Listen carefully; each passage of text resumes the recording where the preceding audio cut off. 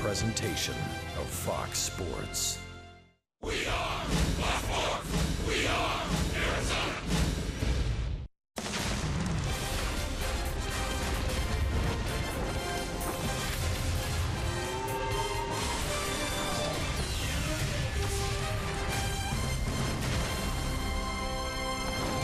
We are back in Denver. Whole lot of offense last night after the D-backs took a 5-0 lead. The Rockies batted around in two different innings, a 6-run fifth, a 7-run eighth. So it's up to Braden Shipley to quell that Colorado offense tonight. It's D-backs baseball on Fox Sports Arizona.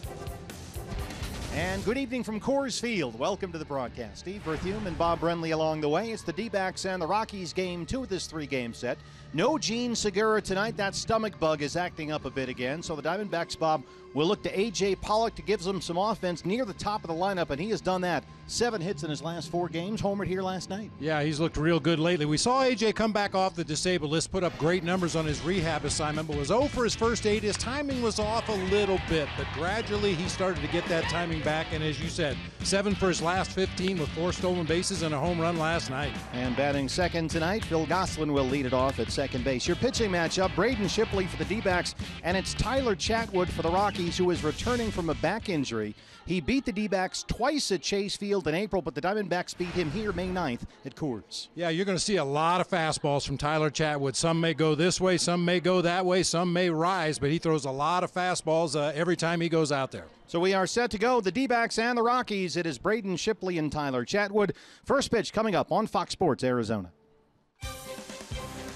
Arizona Diamondbacks baseball on Fox Sports Arizona is brought to you by CenturyLink. Switch to CenturyLink Prism TV for an advanced TV experience. Learn more at cprismtv.com. By Jack in the Box. Taste the all-new Double Jack Burger today, only at Jack in the Box. By Bank of America. Life's better when you're connected. By Oregano's. Step up to the plate for a guaranteed home run at Oregano's, your neighborhood pizza joint, location statewide. And by your Valley Honda dealers, where you get more standard features for less money.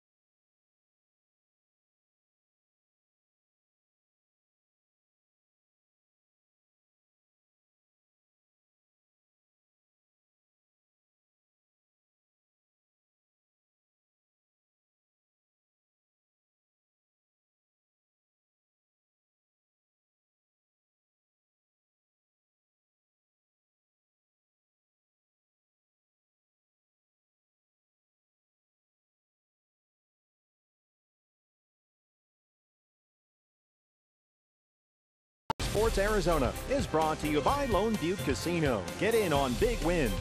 By Chaz Roberts Air Conditioning and Plumbing. Choose Chaz. By MidFirst Bank. True to your money. By Mattress Firm. Save money, sleep happy. And by Gigablast. 100 times more powerful internet from Cox. Bring on tomorrow. Well, it's band day here at Coors Field, and the band is off the field, and we're ready to go. Braden Shipley for the D-backs and Tyler Chatwood for the Rockies. First pitch is next from Coors Field in Denver.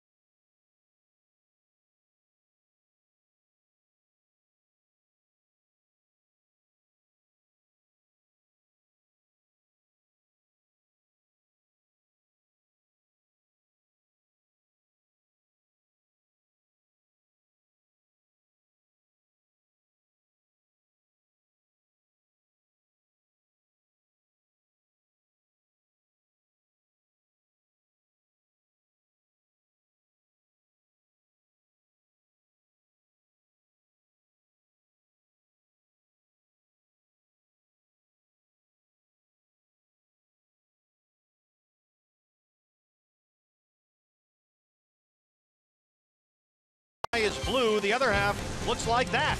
But this is a typical day here in Denver. Steve Berthune, Bob Brenly, and Todd Walsh along the way. A little humid here, 81 degrees, but a very pleasant evening as Braden Shipley gets set to take the mound for the Diamondbacks against Tyler Chatwood and the Colorado Rockies. D-backs only 5-9 versus the Rockies this year, 4-4 here at Coors.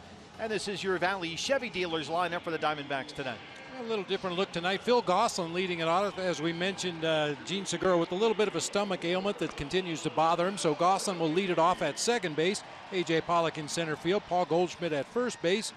Wellington Castillo cleaning up and catching. Jake Lamb down at third. Yasmani Tomas in right.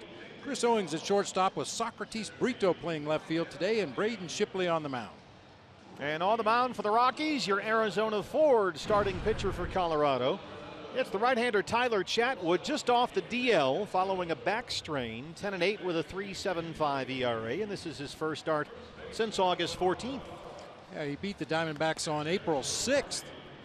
That's a first win he had in 2 years, recovering from Tommy John surgery in the 2014 season. Missed the entire 15 season and got the win on April 6th against the Diamondbacks. I mentioned in the open a lot of fastballs from this guy.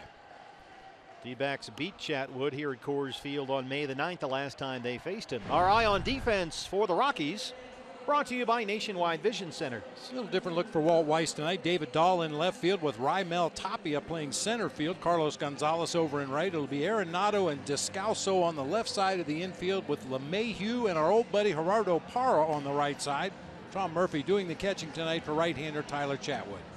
Our umpires tonight, Tom Woodring has the plate. He'll call the balls and strikes. Corey Blazers at first base. Tony Randazzo at second.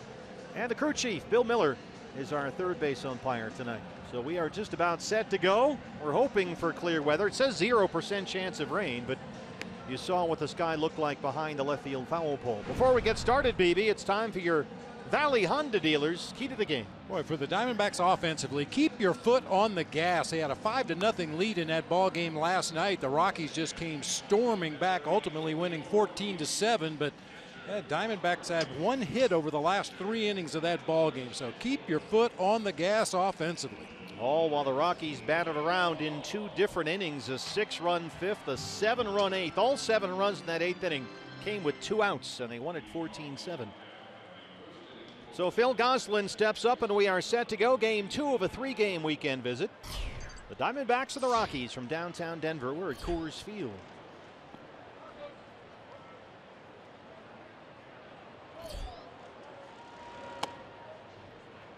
Strike 1, and we're underway. Phil Gosselin, 281 and 2 home runs. As Bob mentioned, Chip Hale told us before the game today, Gene Segura has that stomach bug that kept him out a couple of games earlier this week, and it's been acting up again. DJ LeMahieu, the former Gold Glover, takes a base hit away from Gosselin.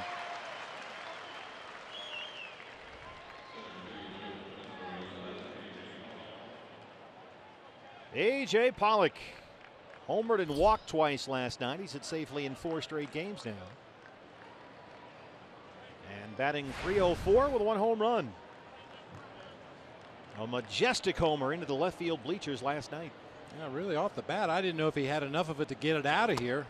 He just continued to carry like a lot of fly balls in this park. It got well out of here to left field. There was no wind at all last night. There's a tiny little breeze coming in from left center field tonight. Not much wind to speak of, though. Pollock down 0-2.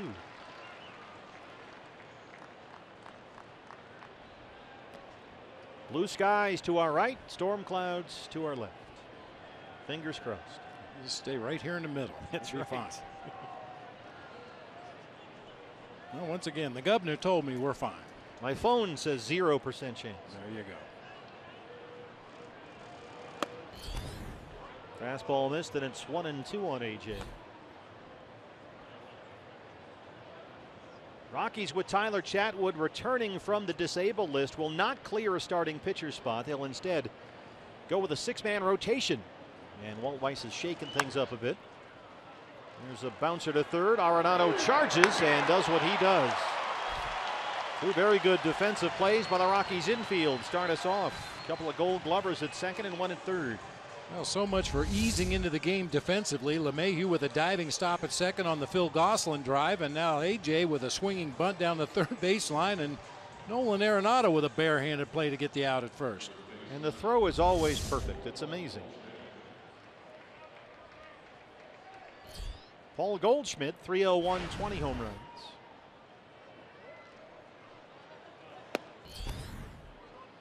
Goldie had an RBI double last night and scored a run. And he's now reached base safely in a D-backs record 49 straight games against the Rockies. 1-1. Mentioned that Walt Weiss has shaken up the rotation with the addition of Chatwood. They flipped some spots, so John Gray will take Chad Bettis' start tomorrow against the D-backs. Goldie hits a rifle shot to Tapia in center. A late replacement for Charlie Blackmon, just his second major league game. And he hangs on to make the catch. Braden Shipley coming up.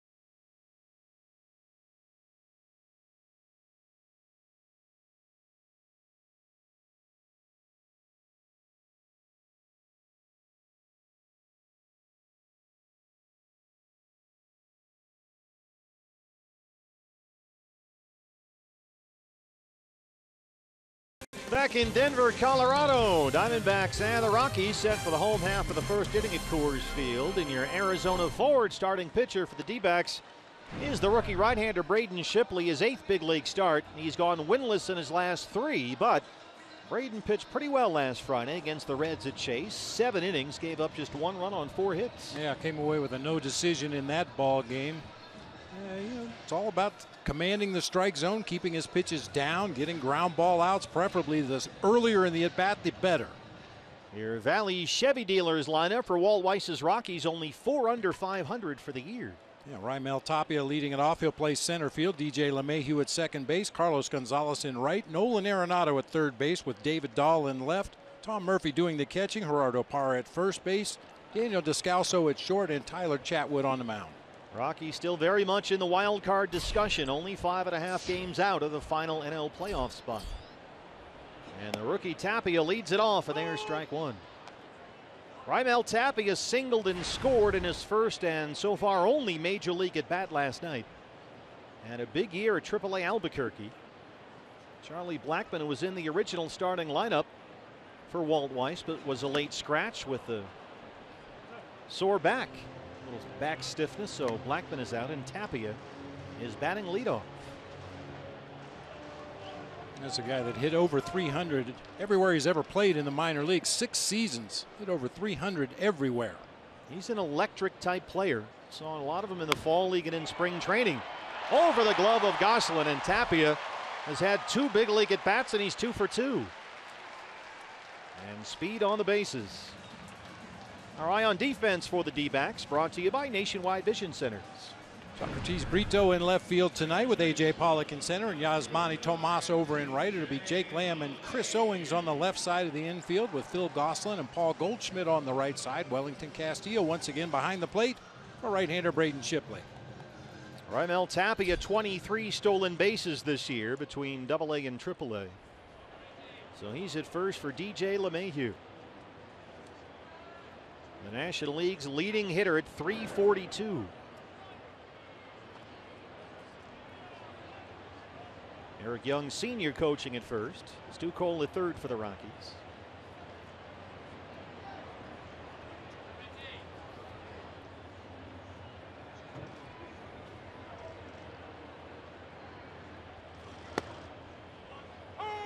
Braden gets ahead with a first pitch fastball. That's what worked for him against Cincinnati last week.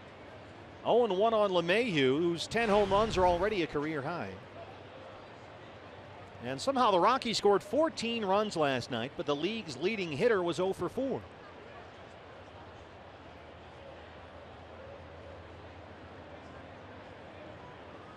Tapia holds it first. Fastball misses in, and it's 1-1 on LeMahieu. Tapia down there at first base from San Pedro de Macorís in the Dominican Republic. I'm surprised he doesn't play shortstop. They turn out ball players by the bunches down there.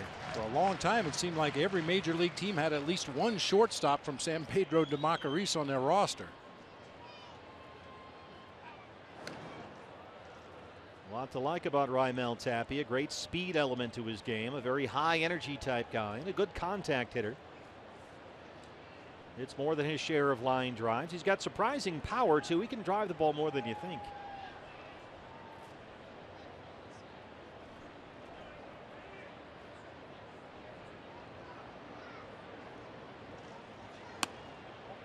Another fastball from Shipley.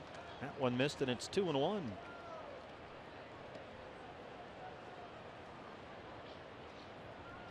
Braden in that start versus Cincinnati Friday did walk 4 batters. That's been a little bit of a concern. It was the 3rd time in his 7 big league starts that he's walked at least 4 in one start.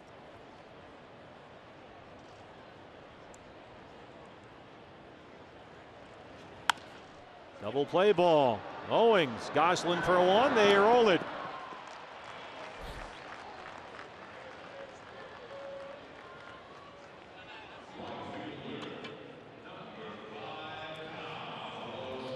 Carlos Gonzalez batting 3rd tonight. Nolan Arenado in the cleanup spot. And Cargo at .305 with 24 home runs. D-backs will put the shift on. Jake Lamb moves from 3rd to 2nd, and Phil Gosselin backs up in short right.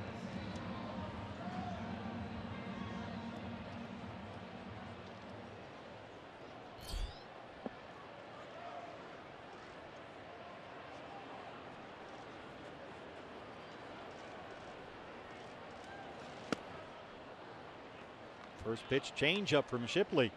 0-1. Cargo 2 hits and a walk last night. And a great location for that first pitch change up. Looked like a strike on the outside corner. By the time Cargo swung at it, just faded off that corner. And goes with a fastball. And Braden Shipley is quickly out of the first. No score in Colorado.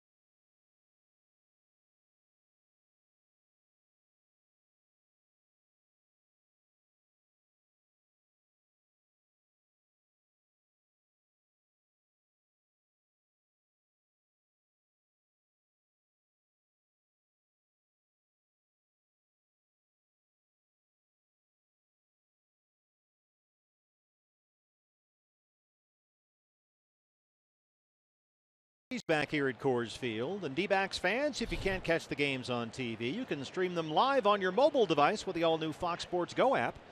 Download the app and take Fox Sports Arizona and Diamondbacks baseball with you wherever you go. Tyler Chatwood a 1-2-3 first for Colorado. Here's Wellington Castillo to lead off the second. Castillo hitting .275. He's got 12 home runs. 1 for 5 with an RBI single last night. Always hits well in this ballpark.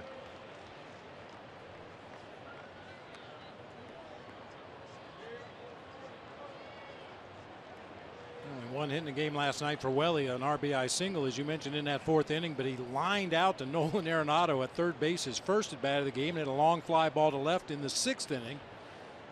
Had some good swings last night, just didn't get much in the way of results. Fastball missed away, and Wellington is ahead 2-1 on Chatwood.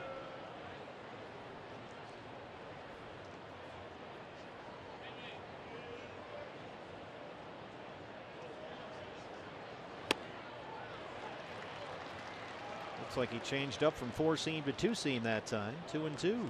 He'll throw a 4-seamer, he'll throw a 2-seam sinker, he'll throw a cutter. He does have a curveball and a changeup, but he rarely uses those pitches, sometimes the third time through an opposing order.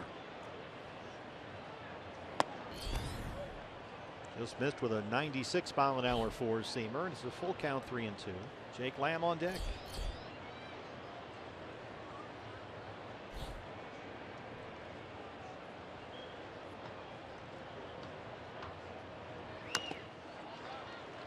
Stays alive. Murphy can't hang on back there.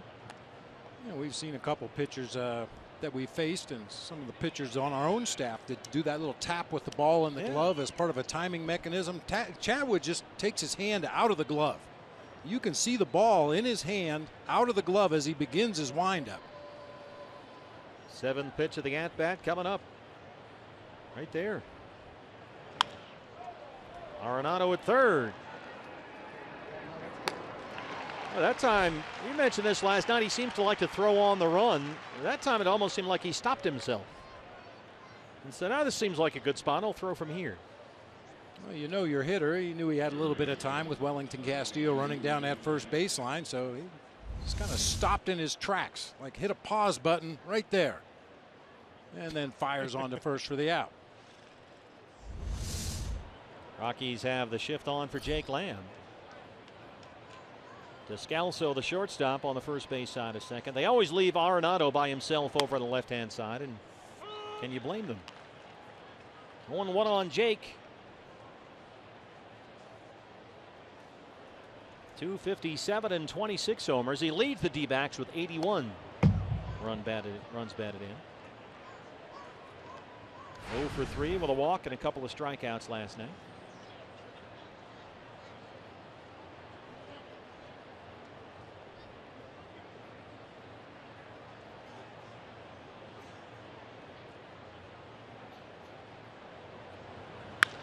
Up the middle and into center, a base hit for Lamb.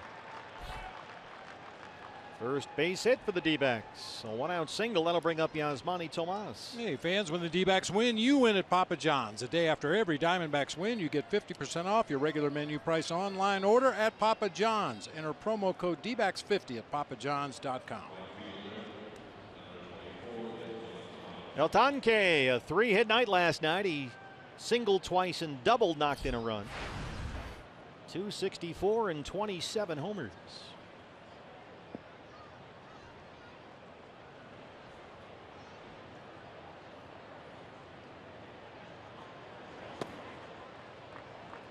Fastball missed, 1-0.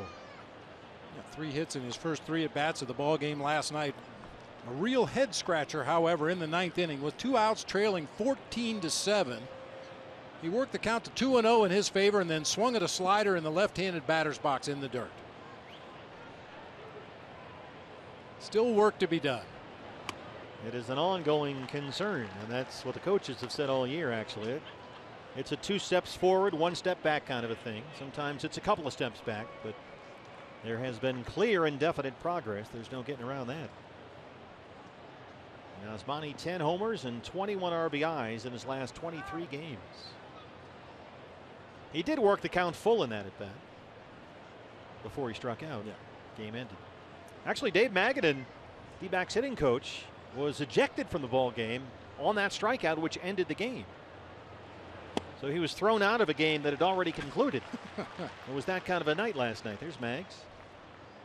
Remember, it was a check swing, and the plate umpire, who was Bill Miller last night, did not appeal, just rang up Tomas, and Diamondbacks dugout let him hear it. Well, Bill Miller was searching for strikes, and he found one on the last pitch of the game. 1-2. First strikeout for Chatwood, 2 down.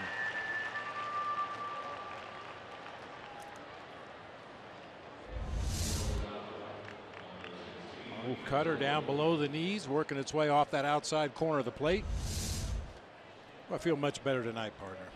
I didn't have my 4-color pen last night. How'd you do the game? I just didn't pencil. And I went to see when did he strike out? Geez, I can't find my strikeouts because I always put strikeouts in red, walks in green, and RBIs in blue so I can find them quickly when I look back at earlier at bats. But this one's all in pencil. Looks like a mess, especially the Rockies side. Got to have the colors. Absolutely. CO 276 and 2 homers. Yeah, you got to carry backup pens in the old backpack. Well, what I did, as you know, we walk over from the hotel. It's not a long walk, but the bag that I normally carry is kind of heavy. It's got a bunch of junk in it. So I brought a smaller bag just for game day, and I neglected to put the 4-color pen in. Yeah, see, the 2-bag, that's a classic 2-bag mistake. Yeah. Clank. Jake Lamb will move up as it kicks away from Murphy. Well, Murphy's already had a couple of fastballs clank off of his mitt. That one probably will go as a pass ball, I would assume. And he's a guy who they say has really improved defensively, Tom Murphy. They want to get him into the catching rotation back there over the final month of the year. They want him more involved.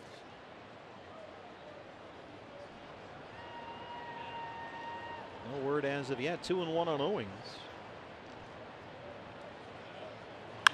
CO kicks one off the mound, and that extra 90 feet is going to lead to the first D-back run. Chris Owings makes it 1-0 Diamondbacks.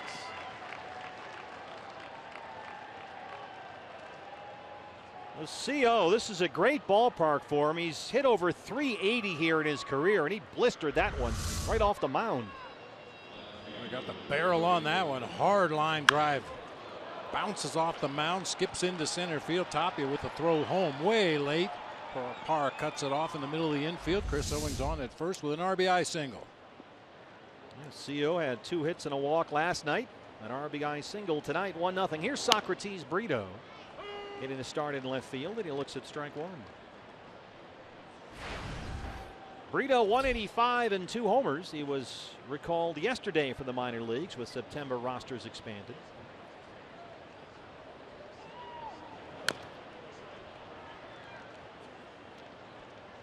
And it was right here at Coors Field where Brito on June 23rd hit a home run. And then later in that same game, fouled the ball off his foot, fractured a toe on that right foot, and didn't make it back to the big leagues until August 9th. You can see he's got that front foot heavily padded and protected. Owings is going. Now he stops. There's a bouncer to LeMahieu. CO caught himself a little too far off the bag, but Brito grounds out. 1-0 D-backs on the Owings RBI single.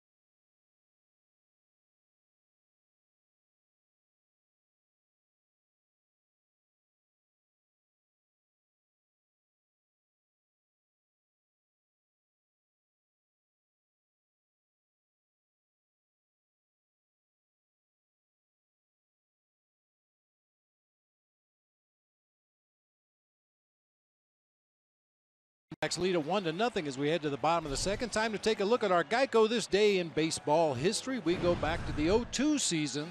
Joaquin Benoit pitches 7 innings of 1-hit ball in relief for the longest save ever recorded in Major League Baseball history.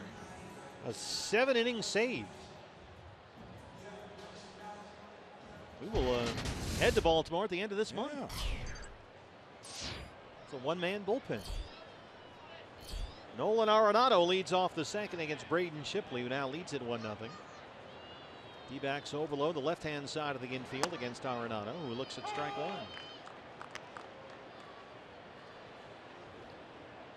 Gosselin, Owings, and Lamb. Right to left.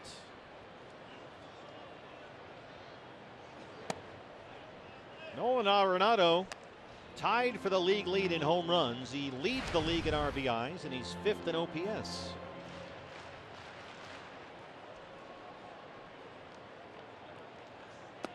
Singled twice and had 2 runs batted in last night. Scored twice.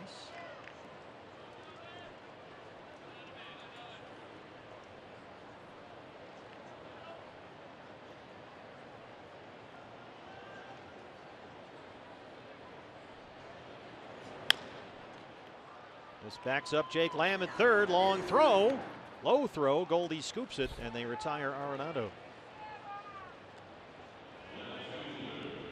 Already 3 ground ball outs for Braden Shipley. Here's David Dahl, the left fielder. It goes without saying that's a great sign for Braden Shipley, keeping the ball down. A little bit of late movement. Get some rollover grounders to his infield.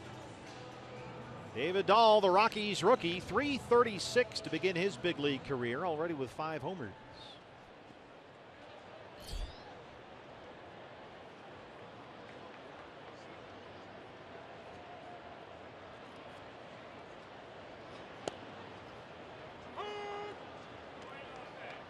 Woodring says strike one. Dahl had an RBI single last night, checked into the ball game midway through. He's now on a 7-game hitting streak. Jammed him, popped up back here, and it's 0-2. Rockies made David Dahl the 10th overall pick in the draft 4 years ago. He's only 22. Good defender, he can run, he's got a good throwing arm, and he's got good power.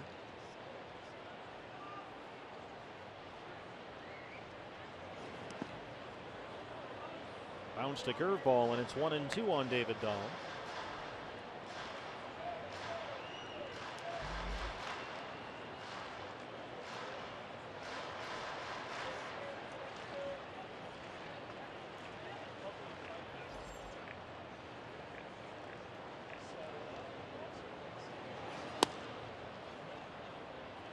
Hard changeup from Braden, missed, 2-2. Braden really tinkered with his mix in his last start against the Reds when he was very effective. A lot more fastballs, 4-seam and 2-seam. That one is up the line and foul. Earlier this year, Braden would throw a lot of curveballs, a lot of changeups. But against Cincinnati, he leaned much more heavily on that fastball. And, he said in his previous few starts, he'd been getting hurt on the changeup, maybe throwing it too much. So last time, really went to that sinking 2-seam fastball and some hard 4-seamers. Got ahead of hitters and used it to get outs. I think that's a good formula for any starting pitcher. Establish that fastball. The off-speed stuff you will need to use from time to time, but if you become too reliant on off-speed pitches, it's going to be a very short evening out there on the mound. Well, went to the fastball that time, and Dahl knocked it up the middle for a 1-out single. So he's now hit safely in 8 straight. Tom Murphy, the catcher tonight, just called up for the minors with expanded rosters. Singled in his only big league at bat this year last night. To see his numbers with AAA Albuquerque. He had a good year, .327 and 19 homers.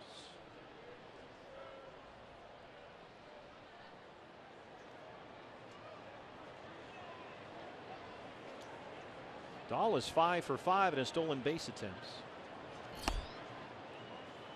Curveball in the first pitch that time, and it's 1-0.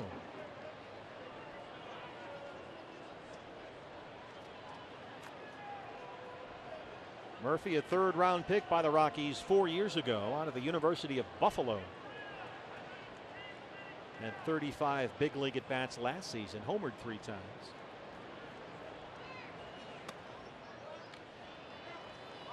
We were just talking about Braden's last time out, relying more on the fastball, and this at bat to Tom Murphy, missed with a curveball.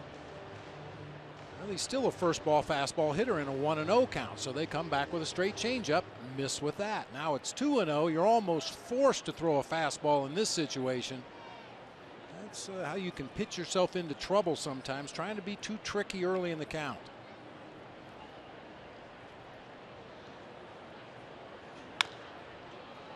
Double play chance here. Lamb, Goslin, and they roll another one behind Braden Shipley. 2 innings and 2 double plays turned behind him.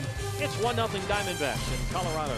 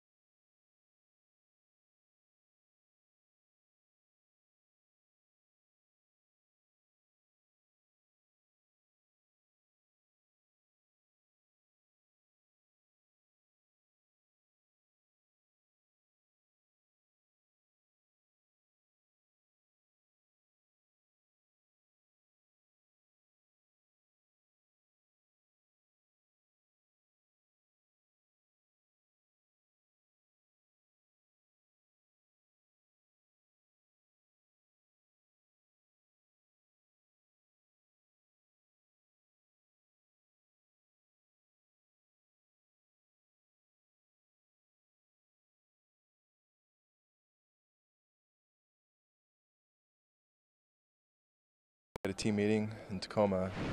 Just he was really happy about the team. He was was really happy. He was thanking everyone for an impressive year.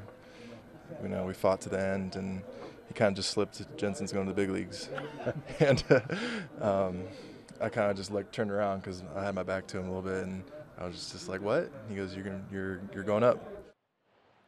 Steve and Bob, as we bring you back to this inning, Braden Shipley at the plate, I believe, and that's the newest Diamondback, Kyle Jensen. He's talking about his manager in AAA, Phil Nevin, who knew for a couple of days he was going to be able to pull that stunt on Kyle. And here's a ground out. It looks like the third for the first out of the inning. And apparently, according to Chip Hale, that Phil was quite excited about being able to do that. He had a great tweet today saying this is the best part of his job, being able to do something like that. So had a chance to read that tweet to him today, and he was on Diamondbacks Live, the pregame show. Looks like he'll get some opportunities here in September. Maybe if it plays out, get a start at first, maybe in the outfield. Who knows? But he's here. And it's got to be even more special when you're talking about a guy like Kyle, who's 28 years old, 8 years in the minors, and now here he is. And he has earned it. He had a tremendous year at Reno. Was Coast League MVP, runner-up. 30 homers and 120 RBIs. Phil Gosselin grounded out his first time up. Over his last 5 years in the minor leagues, he's had home run seasons of 24, 28, 27, 20, and then, as you mentioned, 30 this year. Led the Coast League in home runs and runs batted in. Here is a 28-year-old rookie after 8 years. Saw that a few years ago, Steve. You might recall when Tuffy Gosewich got the call here. Yeah. Great appreciation for this place, the major leagues. Well, Tom Candiotti's excited because there's another St. Mary's guy on the Diamondbacks. Oh, yeah, there's that. Gosselin knocks a single up the middle. One-out base hit. That's the third hit for the D-backs.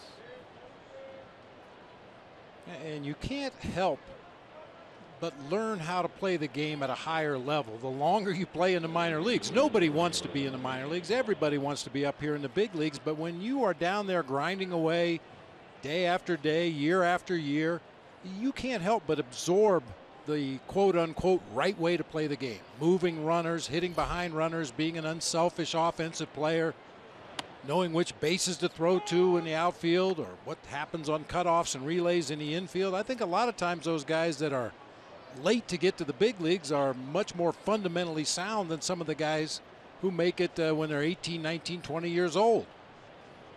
And especially with Nev, who's kind of a no-nonsense guy. He's got an old-school slant to him.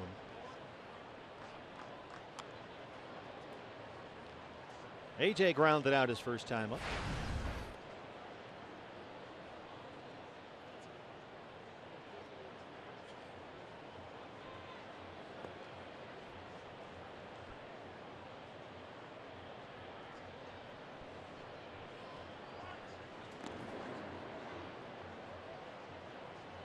I keep coming back to Rocky Bridges, my manager in AAA, and I pounded my way through the minor leagues. Took a while to get to AAA, but we had no trick signs whatsoever. Rocky said everybody knows how the game is supposed to be played. If we've got a runner at second base and nobody out, I'll just point to the right side of the field. That means I want you to hit the ball over there and move him. That one will sneak through into left. A base hit for Pollock. So the D-backs have 2 on, 1 out for Goldie. Yeah, we didn't have a bunt sign. He just yelled, "Hey, bunt." Well, then why do we go through all this nonsense with the charades and the signs and the fake signs? I don't know, because rarely does it work anyway.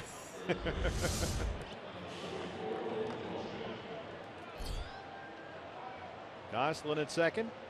Pollock at first. 1 out for Goldie, who flied out or lined out to center his first time up. Hit one right at the rookie center fielder, Tapia. And that ball was knuckling as it got out there to Tapia. He had some issues with it. Finally did make the catch as that ball tried to shoot away from him. Whoa. Up and in with a fastball.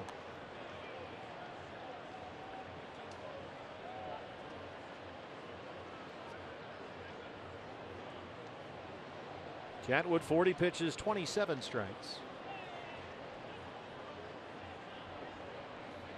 D-backs got a run in the second on a Chris Owings RBI single. Now they threaten again here in the third. Missed upstairs, and it's 2-0.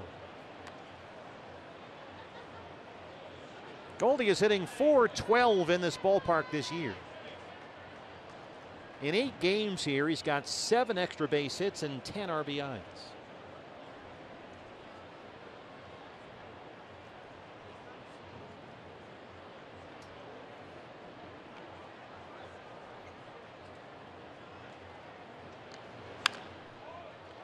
Look out in the dugout. Wow.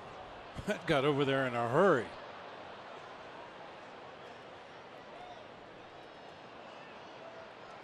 Brandon Drury almost caught one there. Fortunately, he's sitting next to Ken Crenshaw.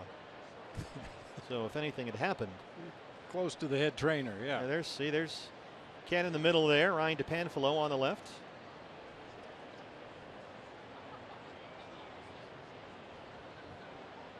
Got to protect those camera people down there.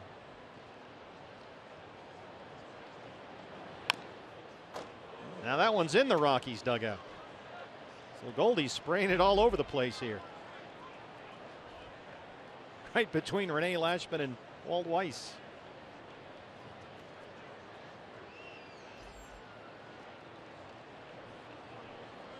Somewhere between those two in fair territory. That'll work nicely, won't it?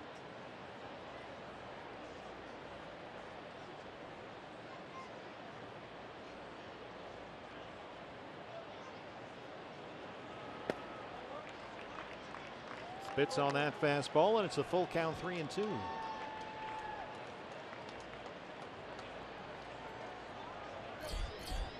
Wellington Castillo on deck.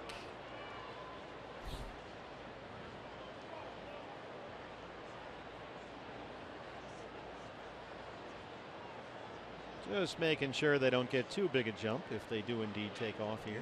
Potential run count here, full count on Goldie, and Chatwood doesn't strike out an inordinate number of batters.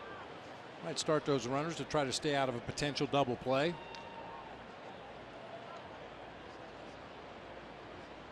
Runners hold, and it's ball 4. The bases are loaded. 3 straight D-backs have reached against Tyler Chatwood, and it's Beef Wellington on the menu. Another base on balls for the major league walks leader. And here's Castillo, who grounded out his first time up. Phil Gosselin is at third, A.J. Pollock at second, and Paul Goldschmidt at first.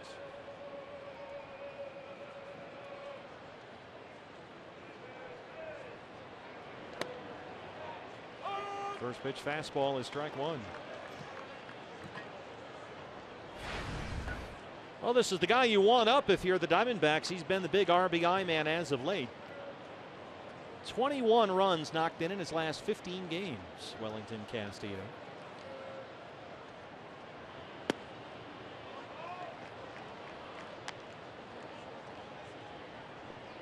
Welly this year 2 for 4 with the bases loaded, 8 RBIs in these situations. That's a category the Diamondbacks offense has struggled with this season. 224 as a team with the bases loaded. I'm surprised Wellington's only had 4 at bats all season with the bases loaded. Yeah, I saw that. And what? That doesn't look right, but yeah, it is. He's ahead in the count, 2-1. Boy, this is a tough spot for Chatwood right here. Behind in the count, bases full. Big pitch. Laces it fair down the left field line. Gosselin will score. Pollock right behind him. They will wave Goldie, and he will score. It's a 3-run double for Wellington Castillo.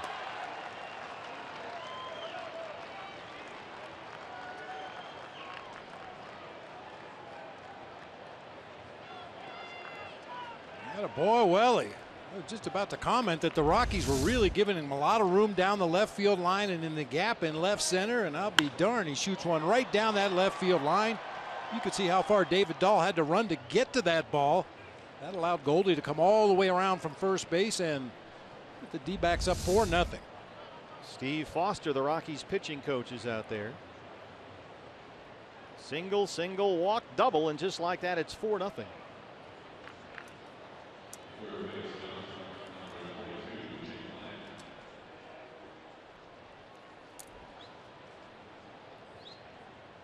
Castillo at second, still just one out. Here's Jake Lamb, who singled and scored his last time up.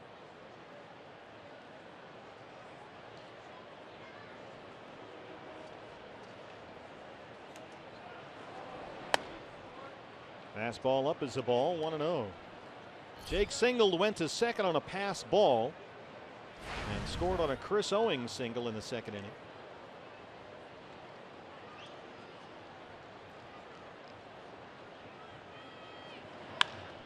Squirts one the other way, deep to the left field corner, and that ball is gone, a home run. Jake Lamb takes one the other way, and that's his 27th. It's 6-0 Diamondbacks.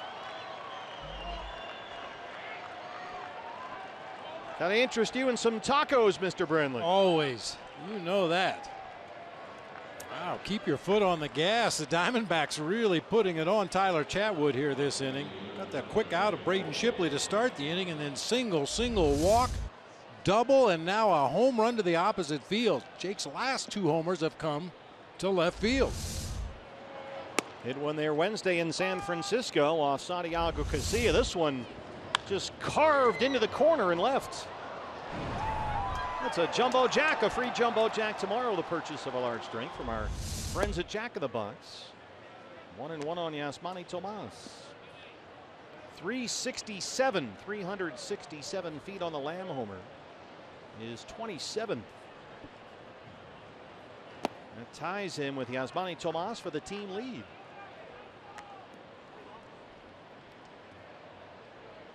Homer from Pollock last night, and Lamb here tonight.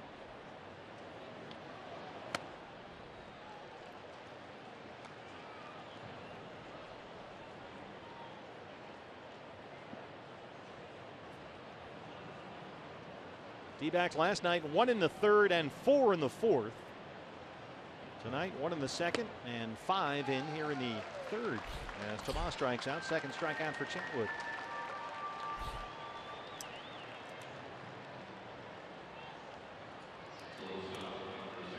Here's CO, who made it 1-0 in the second with that RBI single. We've seen enough games in this ballpark to know if you make solid contact, if you barrel a ball up, you don't have to hit it to your pull field to do some serious damage. And Jake Lamb just proved that right there.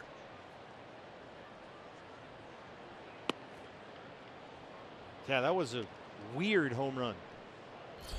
I can't think of another word for it. Just very odd.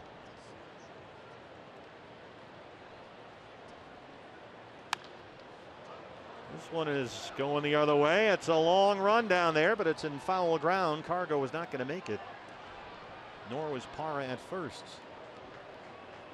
Parra was actually running down the first baseline, pointing foul territory the whole time. Go there. Trying to influence Corey Blazer, the home plate umpire, maybe even influence the ball in the air.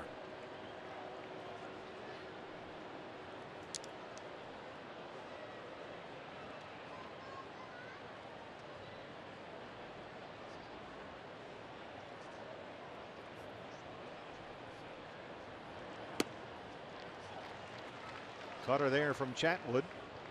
1-2 on Chris Owings. The 8th man to bat here in the Arizona third.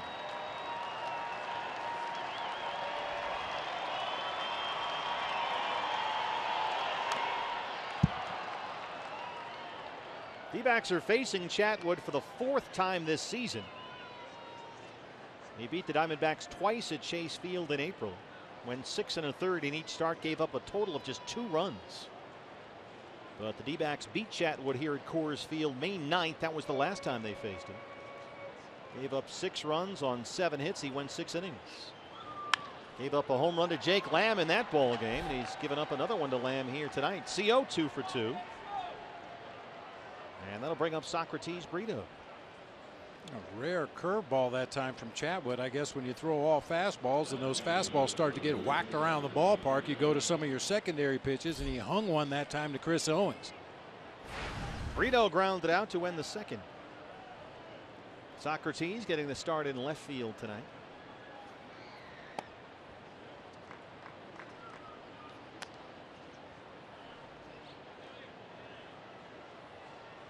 Steve Foster, the Rockies pitching coach, on the phone. Tom Merrill's down there, the bench coach as well. Bullpen's quiet though for Colorado. Owings bluffs and holds. Co did that the last time he was down on first base with Brito up, and Brito grounded out, but that's the second time he's done it now. Taken 3 or 4 hard steps towards second and then suddenly puts the brakes on. Rockies bullpen gets busy.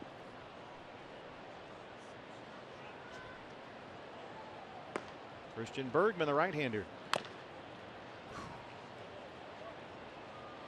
Brito fouled one down near his foot in his first at bat in this ball game. Another one there appeared to catch the inside of that right foot. You can see that heavily padded right ankle, shin, and foot area. Broke that toe right here June 23rd at Coors.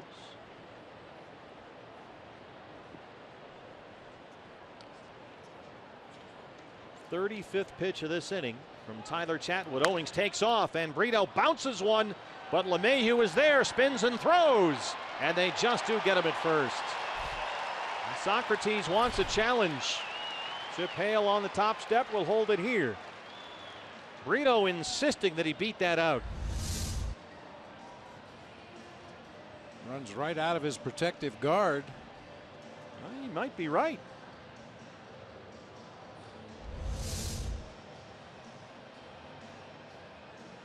Got to be hard to run with that thing flapping on your foot like that. But Brito, as we know, has tremendous speed. And yes, Chip Hale will challenge. Alan Campbell, the video coordinator, has agreed with Socrates Brito, so we'll use the Socratic method and call New York.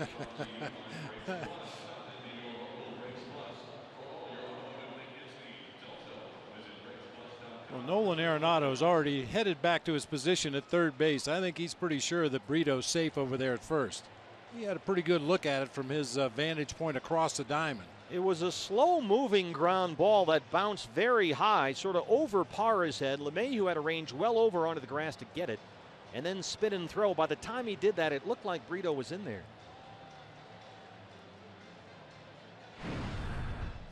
This is a Diamondbacks challenge.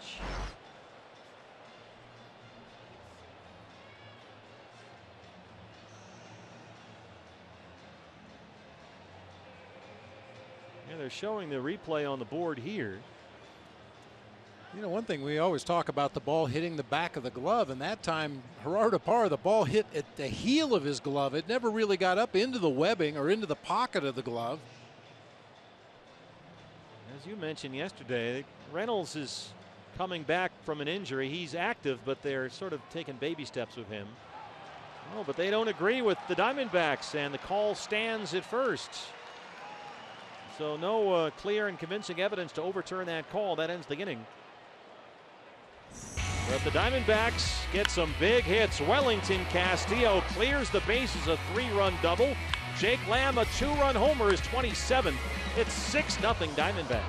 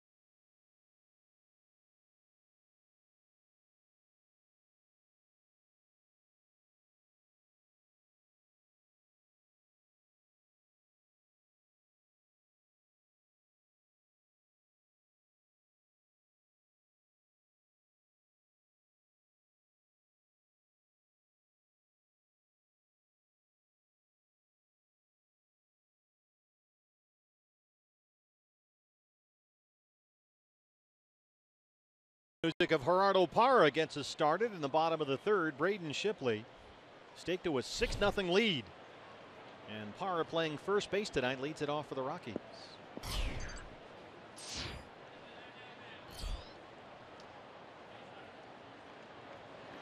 Well, keep in mind last night the Diamondbacks got 4 in the 4th. Colorado got then 6 in the 5th. So the key here, just keep going. Braden Shipley's been very effective with the ground ball so far through 2 innings. He's had 2 double plays turned behind him. He's given up 2 hits, both singles. Behind on Parra 2-0. Parra struck out in his only at bat last night. 257 and 5 home runs.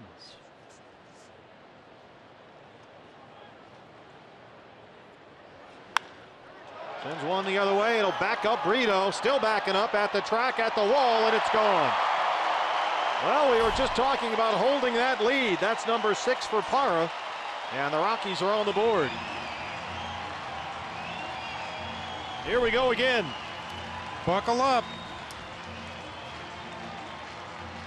Shipley had been fortunate to get those 2 double plays, but can't consistently fall behind 2-0 to this Rockies lineup and expect to have a lot of success. Talked about barreling a ball up. Doesn't matter if you pull it, hit it to the opposite field, or hit it to center field. That ball is going to fly if you make solid contact. Daniel Descalso, the start at shortstop. 274 and 4 home runs. He homered in his only at bat last night back from paternity leave. It was his first Coors Field home run this year.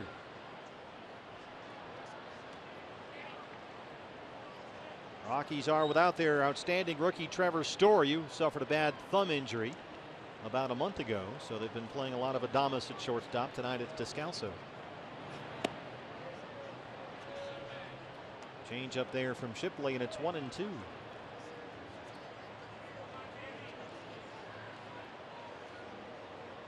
Descalso plays all over. This is his 16th start at shortstop, but he started games at first base, second base, third base, left field, DH. 2-2.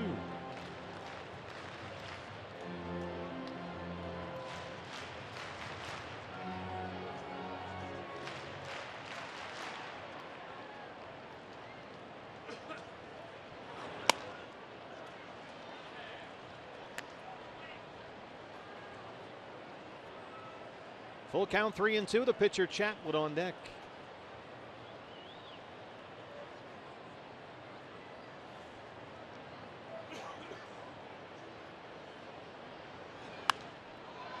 Braden Shipley is certainly well acquainted with pitching at altitude. He survived and mostly excelled, in fact, at Reno and all over the Pacific Coast League. Many of the ballparks in that league play just like this one. And so this should be nothing new for him. Pitching at this type of elevation.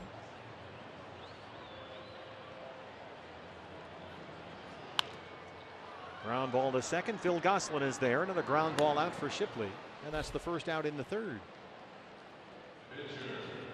You know, with that in mind, preparing your guys to play at the big league level, I'm really surprised that the Rockies severed ties with Colorado Springs as their AAA affiliate. I mean, you want to talk about simulating what you're going to get at the big league level in AAA. It can't be any better than that. I mean, Colorado Springs is only about an hour or so from here. Seems like it'd be a perfect setup. Yeah. But I believe it's the Brewers now. Yeah, the Brewers AAA team is in Colorado Springs, and the Rockies took over Albuquerque from the Dodgers.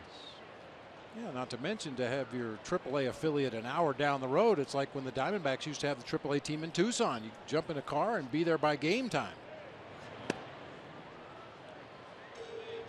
Well, Braden Shipley, first time through the lineup, 7 of 9 first pitch strikes. 1-1 now with a Rockies pitcher.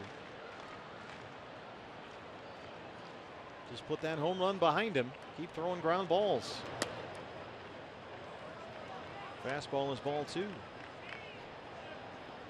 He says it's the same game pitching at this type of elevation. Just go out there and do what he's been doing. Throw strikes, mix things up. Just don't let that elevation scare creep in. There's another ground ball. Bounced up the middle for Owings.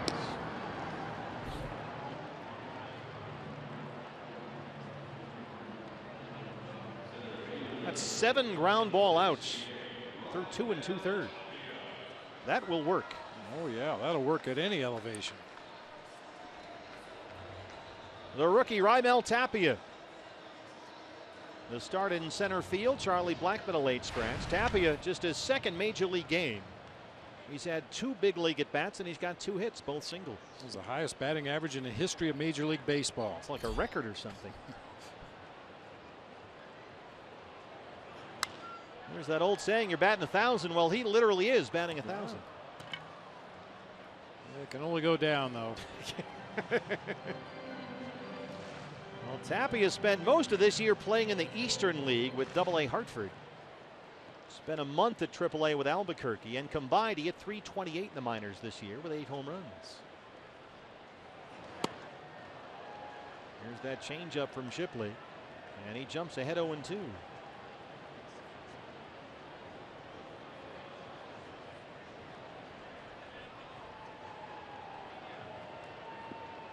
This is one of the more exaggerated crouches you will see from any hitter. Pokes this one foul ground, third base side. Jake Lamb is there. And Braden Shipley able to put that home run behind him. But Parra takes him out. His 6th at 6-1 D-backs.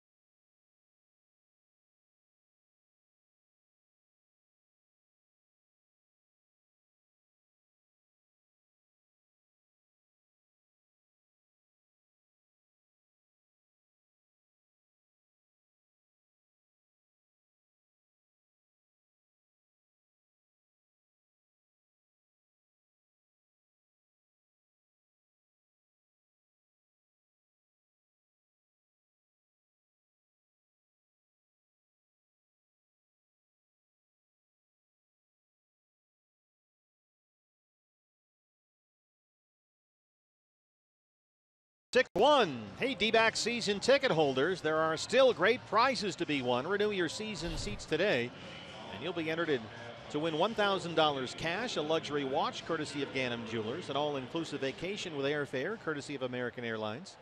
Vacations and more. Renew at dbacks.com/advantage.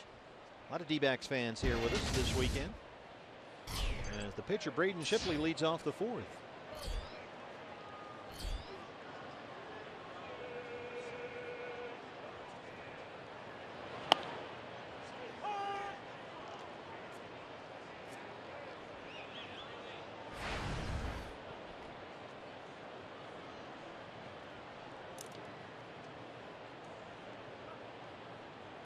By the way, I was giving you the Texas State Ohio U score earlier, but I had it wrong. They were still going. They ended up playing 3 overtimes in that game. Really? Crazy game of the day. And? You still lost. But it took 3 overtimes instead of just 1. So Goldie's Bobcats beat BB's Bobcats. Texas State wins at Ohio. You guys are spending too much time in study table. Yeah. Well, when you're at such a prestigious university. Yeah, the Harvard on the Hocking, we like to call it. You like Denny Hocking? The Hocking River runs right through campus there in Athens, Ohio, and it's just sounds picturesque. Yeah, Harvard on the Hocking. Parra in foul ground. But it was a crazy game. You guys, I think, took the lead on a crazy play in the final like seconds. 75-yard pass play with just 38 seconds left or something like that to take a 3-point lead, and then Texas State drove right down and kicked a game-tying field goal and another one in the first overtime, and that's when I gave up. You guys were 21-point favorites at home and lost in 3 overtimes. Doesn't set a good tone. Well, it's early.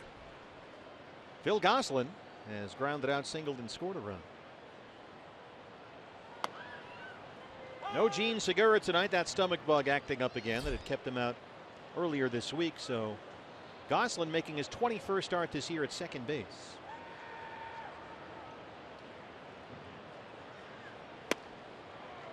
And I was going through the game logs earlier today. Gosselin started Sunday in the win over the Reds at Chase Field. He got 2 hits.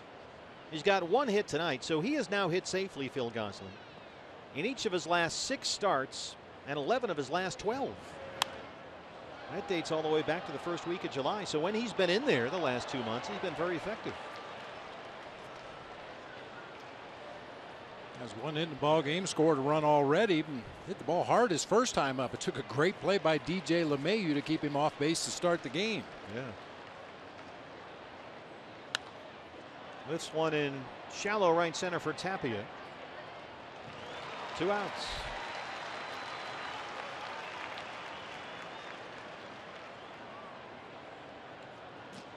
A.J. Pollock. A.J. has grounded out, singled, and scored. So he's hit safely in 5 straight.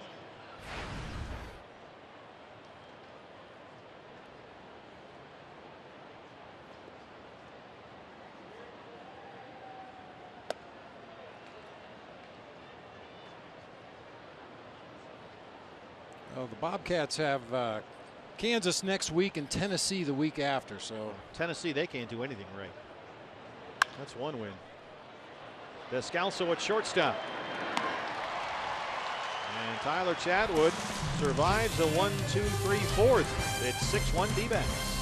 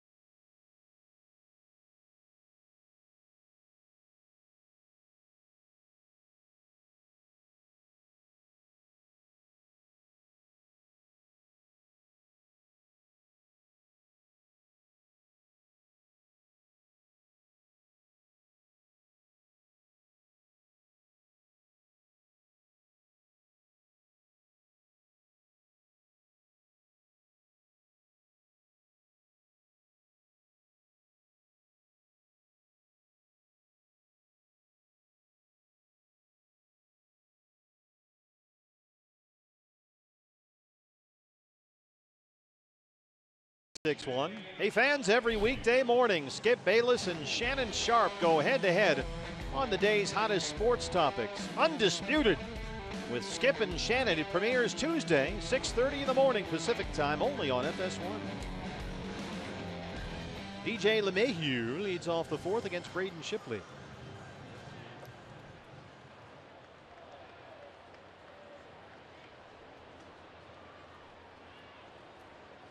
LeMahieu hit into a double play his first time up. 1 of 2 turned behind Shipley so far in the ball game. He's had the ground ball working all night long.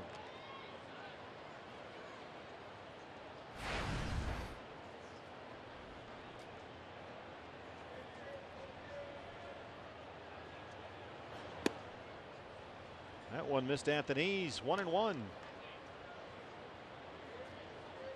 Shipley so far 7 ground ball outs through 3 innings.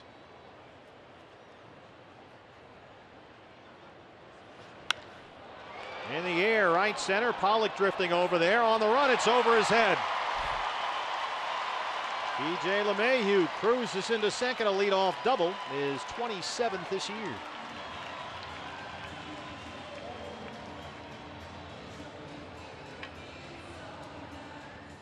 Ball slicing away from AJ from the moment it left LeMahieu's bat.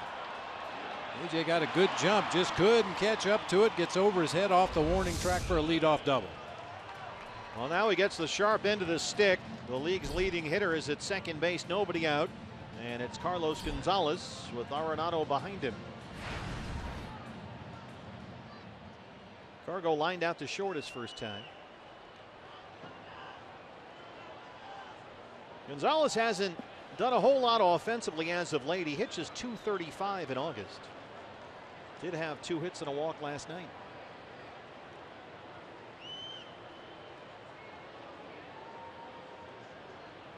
D-backs overload the right-hand side. They'll leave Jake Lamb by himself near the third base bag with LeMahieu at second.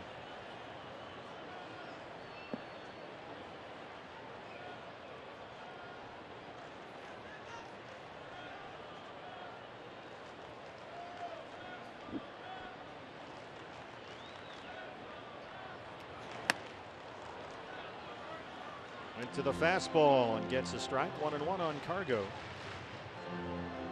Cargo with that shift becoming more of a use the whole field type guy. He's pulling the ball this year less often than ever before in his career. And it's not like he goes the other way all the time, but he has done it more so this year than ever before. You can see that right foot nearly on the sideline of the batter's box. He stands a long way from home plate, but gets tremendous plate coverage. And I think a lot of teams, because he does stand so far off the plate, try to pitch him away, hit the corner, and if you miss farther away, and maybe that's why he's hitting more balls to the opposite field now.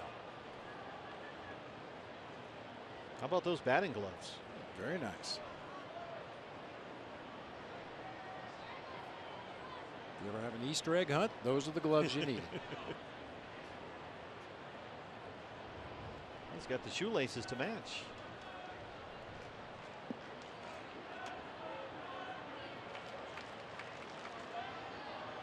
Got a spare in his back pocket there too.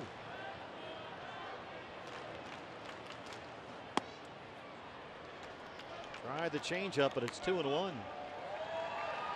And Tom Woodring has been tight on the corners away, both from left-handed hitters and right-handed hitters. Braden Shipley's been dotting that outside corner all night long to right-handed hitters and has yet to get a call on a borderline pitch.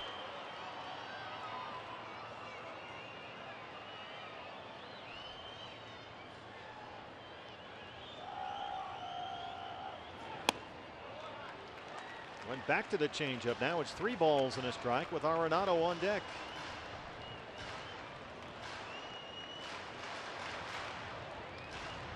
I said it before and I'll say it again. This is one thing that's plagued the Diamondbacks pitching staff all year, pitching themselves into predictable counts where good hitters will look for a fastball or they'll look for a pitch in a certain zone.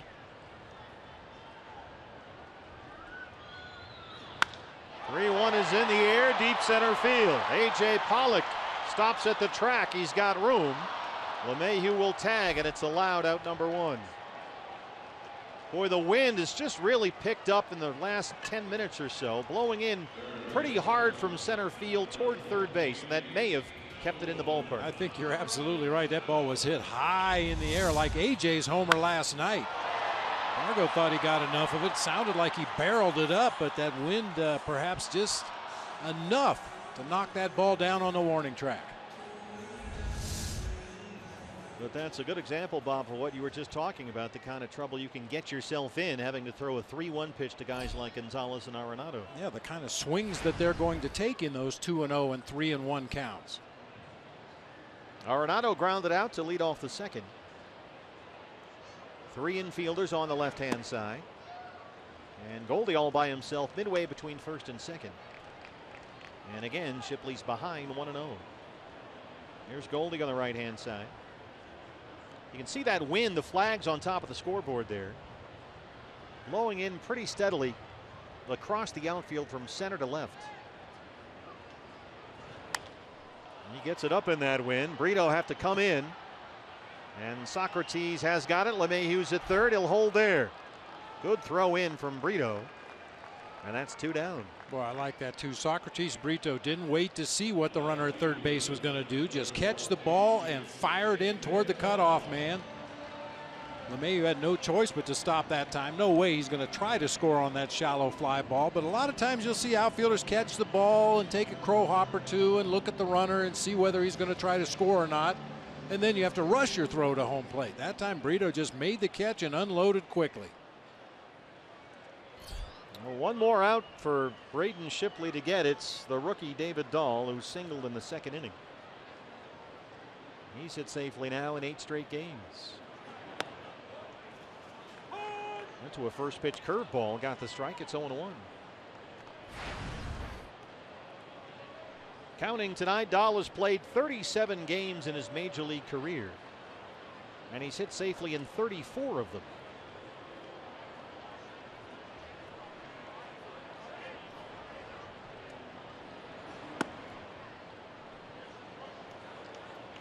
Curveball changeup, and it's 1-1.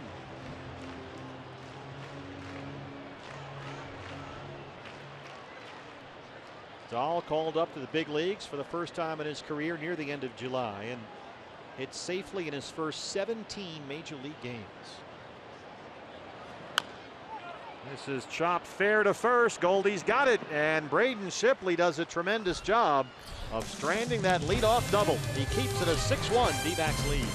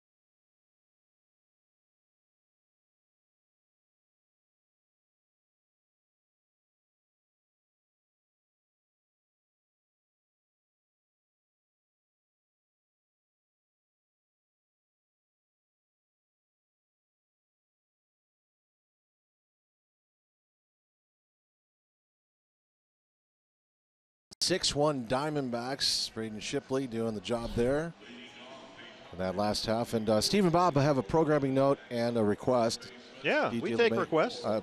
That's great. 8th caller. You saw DJ LeMahieu with that hit, and it dawned on me that tomorrow on Diamondbacks Live, we're going to look back. You might recall when DJ got injured in that game against the Diamondbacks, and the streak came to an end for our friend Terry Sims, I believe is his name. Yes. Yeah. And so when Bob Brenly picked DJ LeMahieu, and I think you were going for 20 earlier, that was like a week or so ago, I said, no, there's bad mojo there. Bad karma, yeah. Yeah, but he would not be deterred, and he picked DJ, and sure enough, he didn't get a hit. Well, never again. Never. I talked to DJ about this yesterday. We'll hear from him, but we're also going to hear from Terry Sims. Oh, wow, nice work. We dispatched Brian Henry up I-17 up the hill, and he went off into Prescott and then talked to Terry about the whole thing. Went to the mountaintop. Yes, he did. Did DJ LeMahieu know about the beat the streak thing? He did. Yep, he had heard about it. Wow. And as I told him, I don't normally talk to players about, I consider this sort of fantasy football, baseball league type stuff. Sure. Because you could do that, make a whole show out of it, as some people have. But it was interesting. He said he was very aware of it and when it happens, the stories.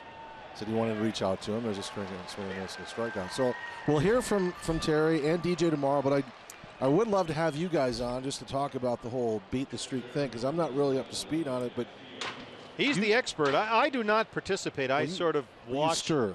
Well, that's what I do. Right. Yeah. Basically for a living. But exactly. yeah, I sort of roll with BB's roller coaster ride on the beat the streak train. I'd kind of like you to beat him up a little bit on the pregame show and throw Scott Geyer under the bus. Actually, I went with your suggestion tonight. He did. Charlie Blackmon, who's one of my go-to. By the way, you should have seen the panicked look on his face when I told him Blackmon was scratched. You know, because there's a time limit and you've got to get your pick in or it locks. And fortunately, I was able to get off of Charlie Blackmon. And Bert said, hey, stick with Tapia. He's a good player. LeMahieu sticks the glove out there and snags it. You don't get points for defensive plays and beat the streak. And sure enough, Tapia in his first at-bat had a base hit. Yeah. Just like that. And I had Dustin Pedroia in the Red Sox-Oakland game, and he got a knock his first at-bat. So I'm all the way up to 11. So you doubled down. This one goes I to double down 11 every day. Do you? Yeah, he plays 2 at a time. Yep. Interesting. Okay. Usually Trey Turner and somebody else, but I got off of Trey Turner tonight. The amazing thing is he got off the Trey Turner Express and still got a win. Got his 2 hits. See this? Trey Turner's 0 for 3 tonight. I consider this to be. You are the anti-cooler. This is A material, though. You need to save this for tomorrow when we have Terry on. Are we gonna? Oh, it's just a tape. He's not on the phone or anything. No, it's we sent him up to Brian. Yeah, gas mileage and per diem and the whole thing. I think. Oh, way to push that through.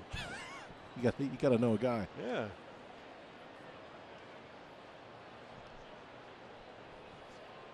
So 49 still stands, right? Yeah, that's the high for the year.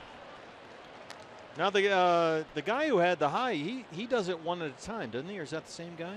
Not Terry, but there was another guy who was rolling for a while. Yeah, and we were going to try to sick the cooler on him. Remember, we didn't want him to tie Terry's record, so we were going to have the cooler pick whoever the guy picks, but he waits until the very last second. Well, Tyler Chatwood is second straight, 1, 2, 3 innings. He's retired 7 straight. D-backs lead at 6-1.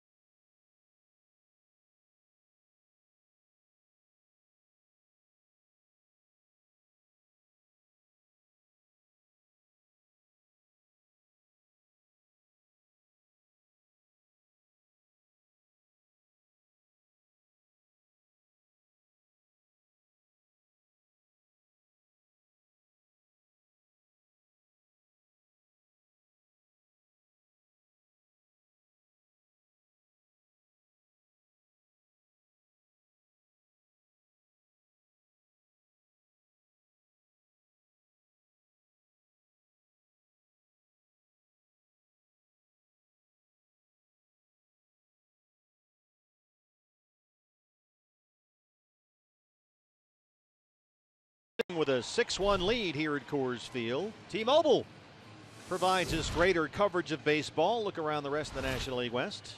Giants won at Wrigley today 3-2, and Luis Perdomo, who's pitched really well as of late for the Padres, on the mound against the Dodgers. Rich Hill, no score, second inning in L.A. We'll head to L.A. after our game here tomorrow for 3 against the Dodgers starting on Monday. Tom Murphy, the catcher, leads off the Rockies' 5th. Brewers at Pittsburgh tonight. Jimmy looking for his 8th win of the year. Jimmy's got the start tonight.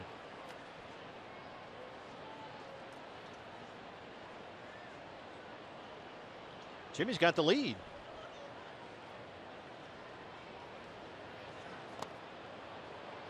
Curveball from Braden Shipley, and it's 1-1.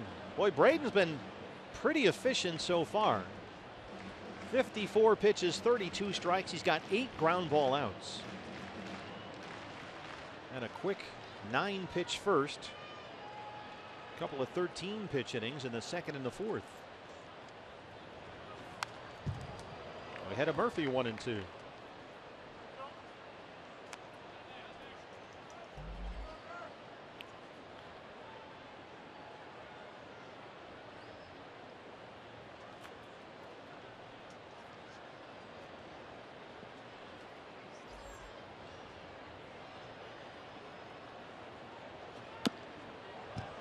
Oh, he hit that off the plate. Sure did. You could Big hear it all the way curveball. up here. It sounded like banging on a drum. It did. Braden threw a nice loopy curveball up there. Kept it down.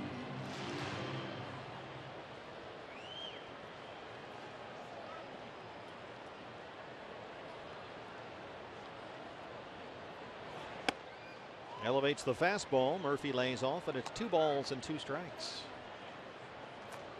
Murphy, Parra, Descalso, 6, 7, and 8 in the Rockies' 5th.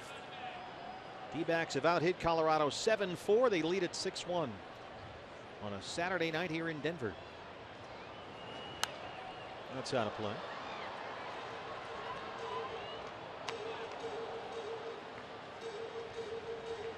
It's kind of amazing, the Rockies, and they've done what they can with their pitching staff. You know, John Gray's been pretty good lately, but I mean, they're only 4 under 500 and 5.5 games out of a playoff spot.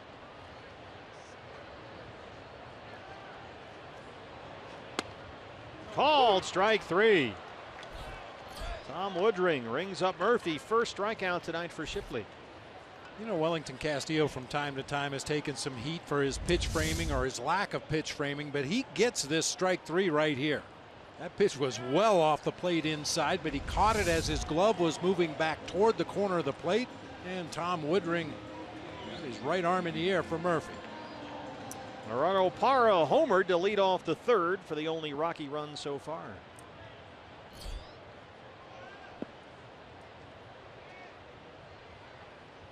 Shipley scattered the Rockies' hits. They have 1 each in every inning.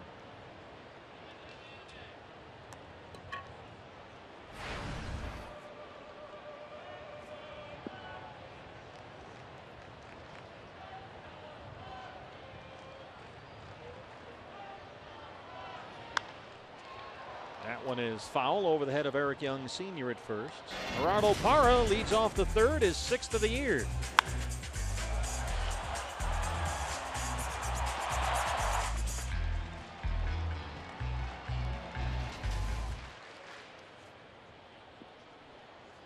That was the Rockies' big hit. D-backs got 5 in the 3rd. Wellington Castillo a 3-run double. Jake Lamb hit a 2-run homer. Parra chops another one foul, and it stays, or goes to 1-2.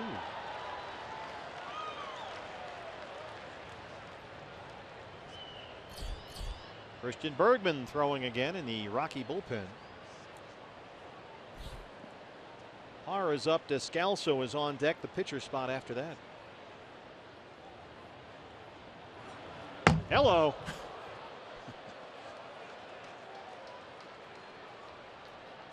Off the plexiglass. Talk about changing eye level. You have to look up to see that one. Right off that plexiglass. Nice play on the rebound by Welly. He's all smiles back there. Is that any kind of a red flag at all, or you just brush it off? I think you just brush it off. He was probably trying to go up in the zone there, but well, Parra knocks it into right field. It rolls all the way to the wall. He'll take the turn and head for second. And Gerardo Parra's got his 25th double.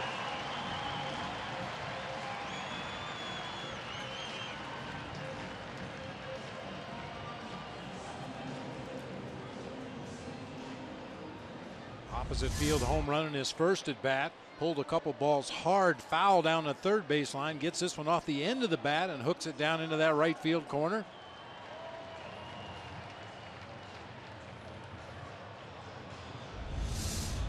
Well, here's Descalso, the shortstop. Steven Cardullo, the Goldie lookalike, has come out in the on-deck circle. He would hit for the pitcher, Chatwood. Descalso grounded out his first time up.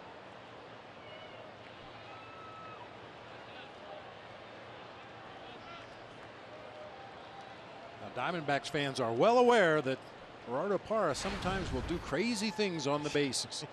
So a little spin move, inside move to second base before the delivery here to Descalso, just to see if Gerardo was on the move.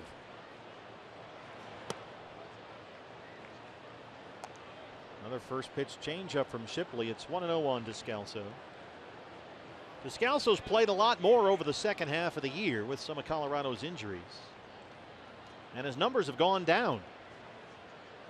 He played a limited role the first half of the year, hit over 340, but since the All-Star break, he's hit about 230. It's the old classic example of getting exposed. Overexposure. Bench me or trade me. Well, he's a perfect utility guy, plays just about everywhere. 4 seasons in St. Louis with Tony La Russa. Played in over 40 postseason games, including 2 World Series.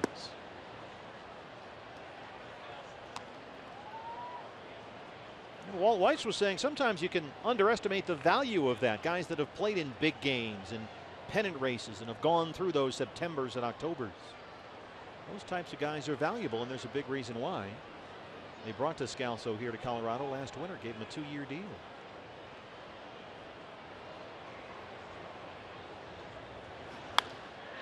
This one is in the air, deep right center field. That ball is gone. Daniel Descalso, his second home run in this series. That's his 5th of the year, and it's a 6-3 ball game.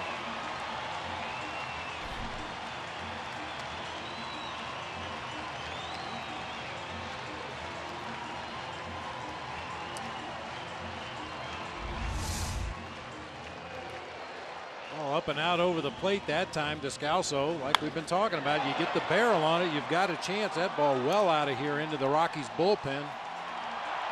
Christian Bergman made a nice play out there in the bullpen, as a matter of fact. Over the new fence out there. And here is Goldie Mini-Me, Stephen Cardullo, as Mike Butcher pays a mound visit. Bullpen still quiet for the Diamondbacks with Shipley under 70 pitches. Todd Walsh talked to Stephen Cardullo and Paul Goldschmidt on the Diamondback Live pregame show about the fact that they look a lot alike. If you look at Cardullo, who's 6 feet tall, 215, it's like somebody shrunk Goldie. I mean, they could be brothers. Put him in the dryer, yeah. Cardullo, a 29-year-old rookie who survived 4 years of independent baseball. That's a good way to put it. Survive. Oh, yeah, I bet. He does have 2 homers in his big league career, 5 for 12 so far. He started last night at first base, singled and scored a run.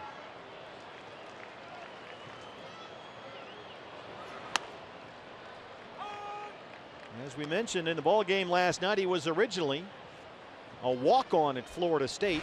Got drafted by the Diamondbacks, Stephen Cardullo, a 24th round pick in 2010. Didn't do a whole lot in 2 seasons of rookie ball and was released. On the ground as shortstop for Chris Owings, and that's the second out.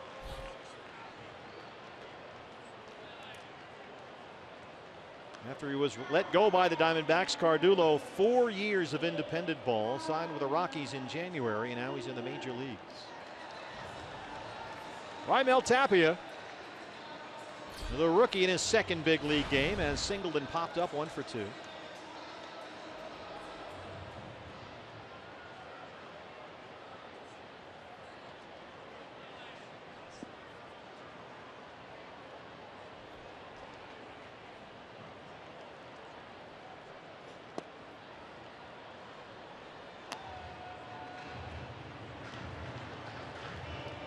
Tapia had a big spring. He looked really good at Salt River Field this spring. Hit 400 in just about 30 at bats.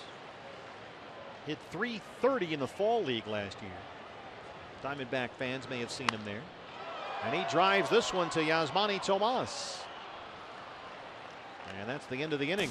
But the Rockies get 2 on the Descalso homer. D-backs lead at 6-3.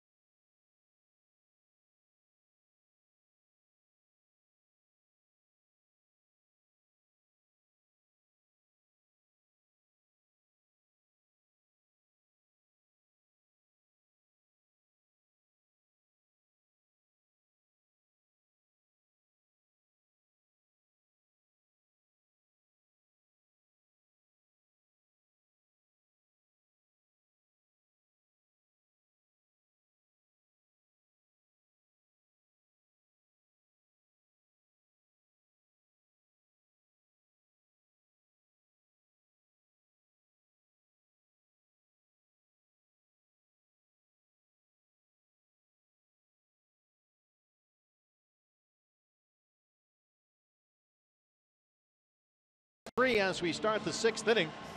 And with MLB.TV Premium fans, the #1 live streaming sports service, you can watch every out-of-market game live in HD on over 400 supported devices. It includes a free subscription to At Bat Premium, the #1 app for live baseball. Blackout and other restrictions do apply, so check out MLB.TV for all the details. New pitcher for the Rockies on in relief of Tyler Chatwood. It's the right-hander Christian Bergman.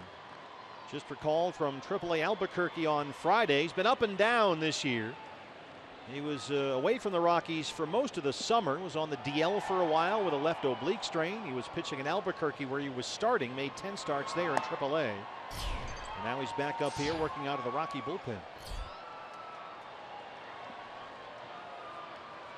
As Manny Tomas has struck out twice, he leads off the 6th.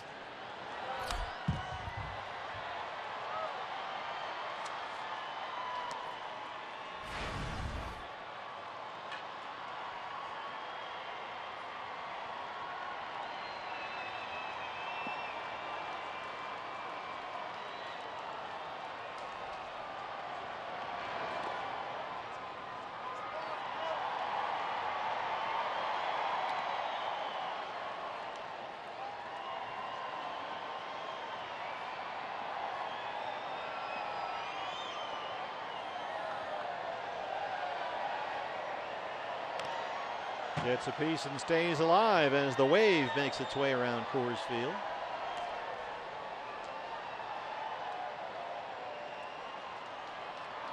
Pretty nice Saturday night crowd here at Coors Field. Enough to make a wave. Yeah.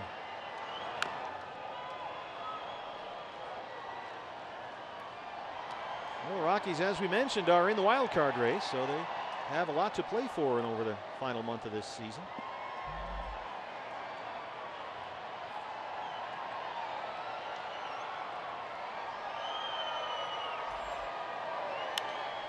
Tomas hits a sky-high fly ball. That is way up in the air. Dahl coming in. It's in that wind. And that's a very loud out, #1. That was over the scoreboard and maybe higher than the light tower here. Yeah, Dahl started back toward the warning track, which is certainly a natural reaction for an outfielder in this ballpark when you see a ball hit that high in the air, and then had to turn and come streaking in toward the foul line to make the catch. Wind really knocked that one down. Yeah, it's a strange wind blowing sort of in from center field toward the left field foul pole. Chris Owings so far 2 for 2. He's got an RBI. Make it 3 for 3 for CO. 3 singles.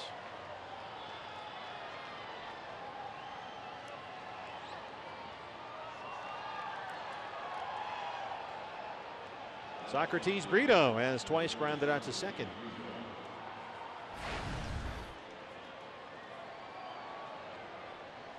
Now, the last 2 times we've been in this situation, Chris Owings at first and Brito up there, CO has bolted towards second and suddenly stopped. And so they're very much aware of that over there.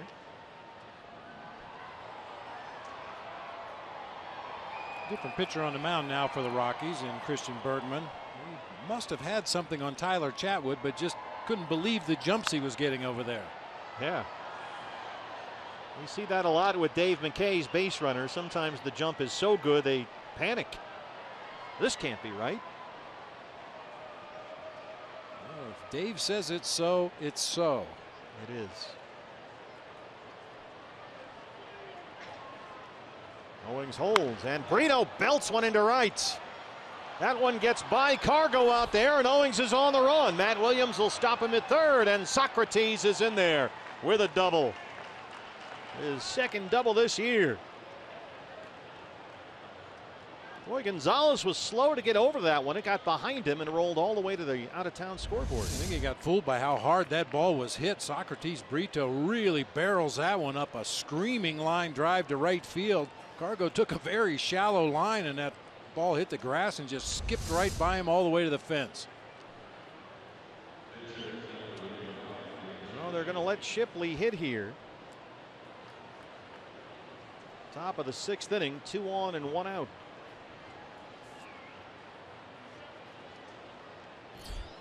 Diamondbacks 3 for 3 with runners in scoring position. Infield comes in for the Rockies, and that's strike one.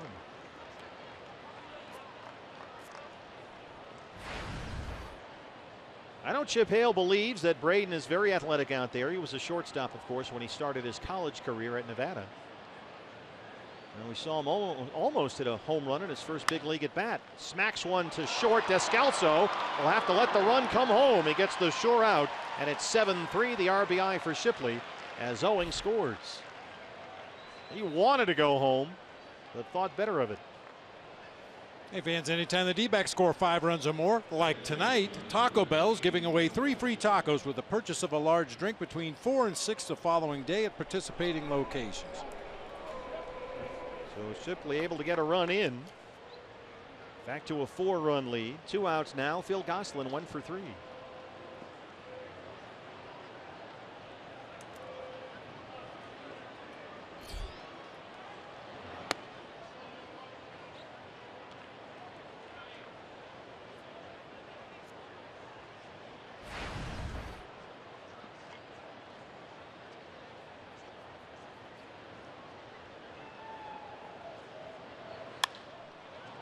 In the air, right center field for the rookie Tapia. Diamondbacks get one back. We'll head to the bottom of the 6th at Coors. Braden Shipley's got a 7-3 lead.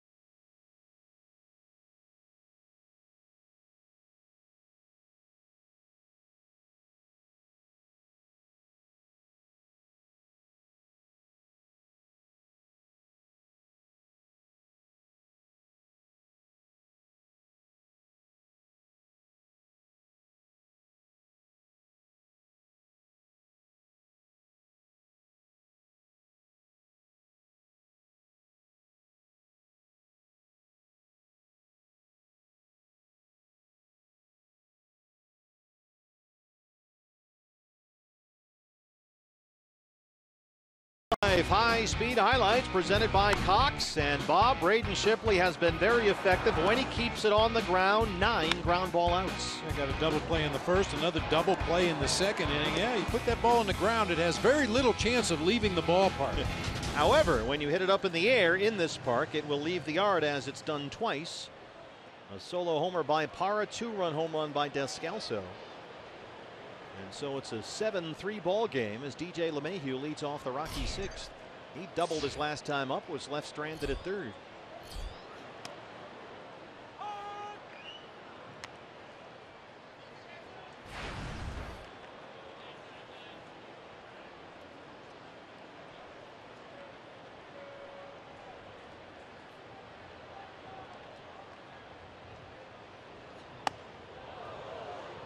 Rushes him back with a fastball, and it's 1-1. LeMahieu is, as most guys are, tough in this ballpark, but it's always been a big difference maker for him. Look at this, 392 at home this year, about 290 on the road. It's, look, 290 is 290, but it's a 100-point difference. Yeah. I mean, that double that he hit back in the 4th inning, kind of the exception to the rule for DJ LeMahieu. He's got a little bit of power, big guy, 6'4", about 215, 220. But a lot of his base hits here at Coors Field are just over the infield, just in front of the outfield. Got a lot of room out there, and he takes advantage of it, mostly by going to right center field. Well, they keep pounding him inside, but Braden missed, and it's 3-1.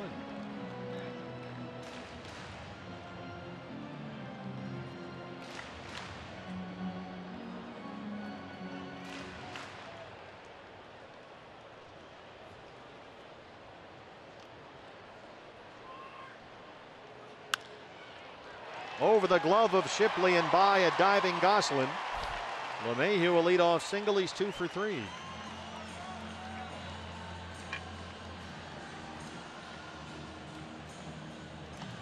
The leading hitter in the National League.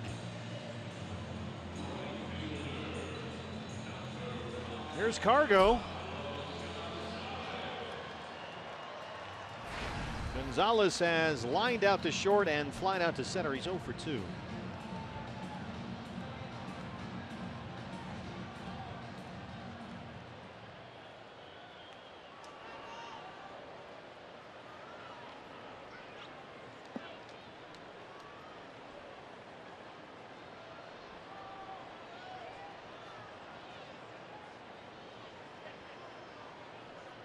D-backs have the shift on. And just like LeMahieu, Carlos Gonzalez may actually be a Coors Field creation. Look at these numbers. .345 at home, where he's got 17 of his 24 home runs. A .266 hitter on the road. And there is about a 70-point difference in Gonzalez's career batting averages, home and away. Falling behind in counts. This is where Braden has got himself into trouble. It's 2-0.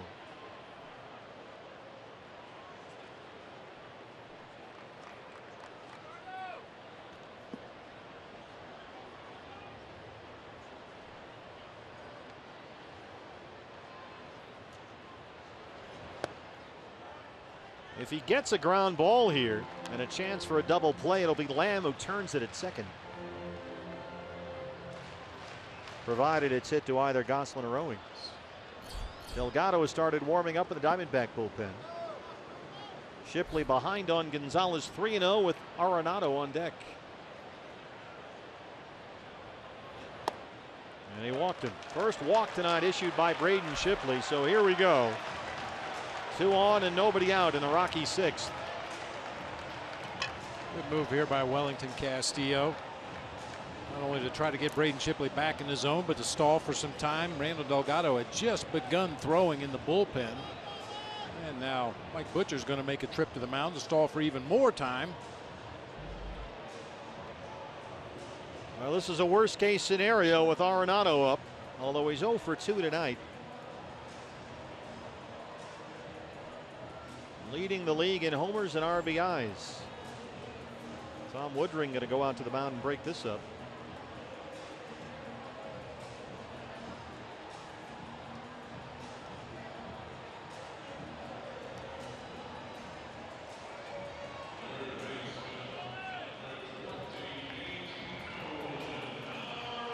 Nolan Arenado has been a run-producing machine lately. 47 RBIs in 45 games since the All-Star break. He leads the league with 117. And he's up there with 2 on and no outs.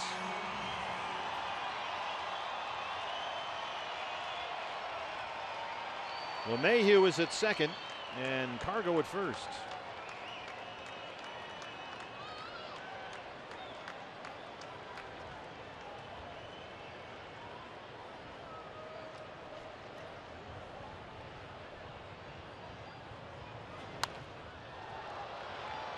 Gets a first pitch fastball and fouls it off. It's 0-1. Arenado had RBI singles last night in the 5th and 8th innings.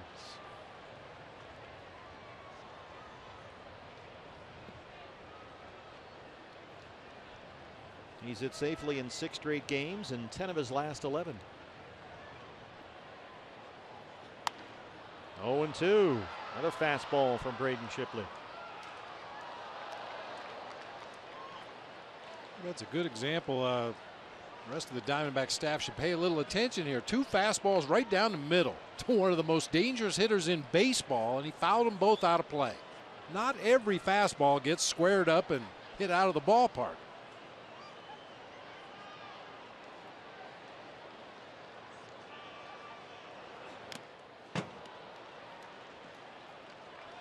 So you want guys throwing fastballs down the middle, or don't be afraid to throw fastballs for strikes? Don't be afraid to throw it down the middle. Rather than nibble around, you miss with the slider, now it's 1-0. Now you miss with a changeup, and it's 2-0. I mean, the swings that Nolan Arenado took on those first 2 pitches were very aggressive, but even more aggressive when the count's in his favor.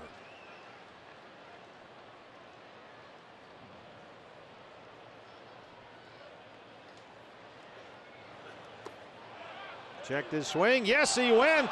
Corey Blazer rings him up on the curveball from Shipley, who gets his second strikeout and a big out number 1 here in the 6th. 3 fastballs, then a curveball. Ooh. He didn't go.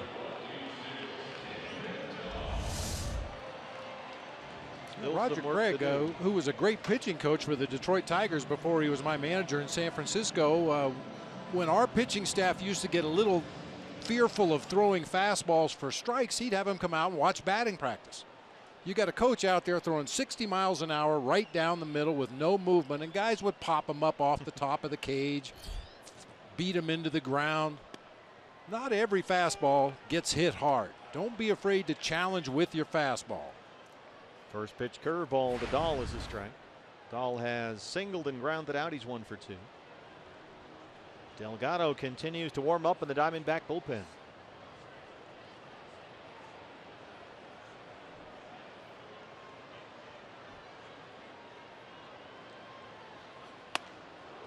There's a fastball, an aggressive one right by him, and Shipley's ahead 0-2. When fastball to Arenado, curveball fastball here to Dahl. And again, Braden is ahead, no balls and 2 strikes. And you'll get a different quality of swing in an 0-2 count than you will in a 2-0 count. These are critical at bats in the ball game, and he's getting ahead in the count. Wants it up. Not that much. He's already hit the plexiglass once. Boy, those are the ones that just tear up your rotator cuff on your left arm for a catcher. I've talked about it before, reaching up and back. And then you catch that pitch in the 90s and it pulls your shoulder back a little bit farther.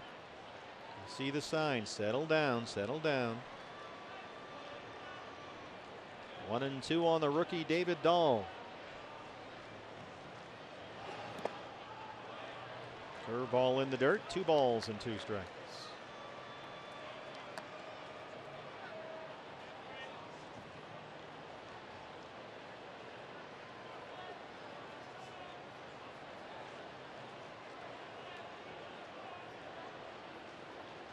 LeMahieu, the runner at second, and Gonzalez at first.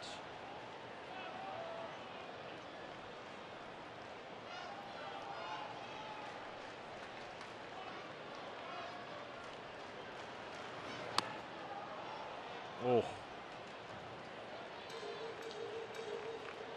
Is that the plate? I'm not sure what that is. He's shaking out his left foot like he might have fouled it off his own leg. It made a weird thud sound you could hear up here. But Dahl seems to be okay. Plate's cleaned off. We'll try again on 2-2.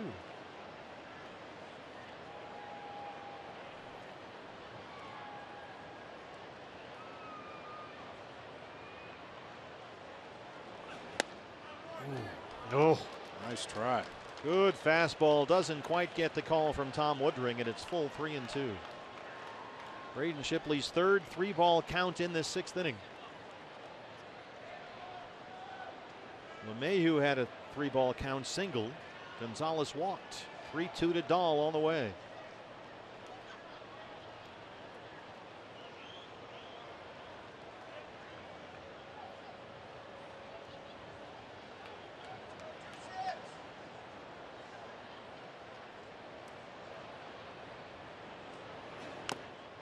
Castillo hangs on to the foul tip, and Shipley gets another critical strikeout.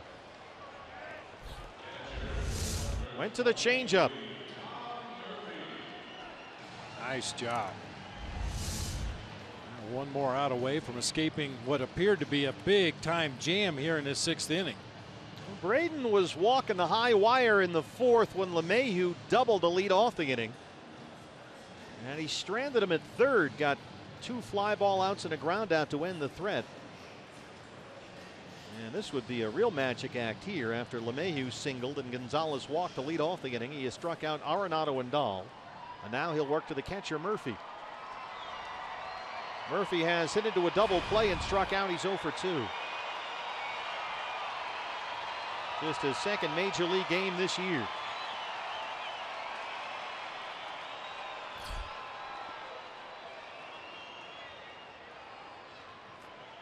Braden Shipley trying to get through 6. On the ground and by Owings, a base hit. LeMahieu will come in. Here's the throw from Brito. It's cut off, and it's 7-4. It rolls away, back to the backstop, and everybody moves up. That's 2 critical free bases handed to the Rockies by the Diamondbacks.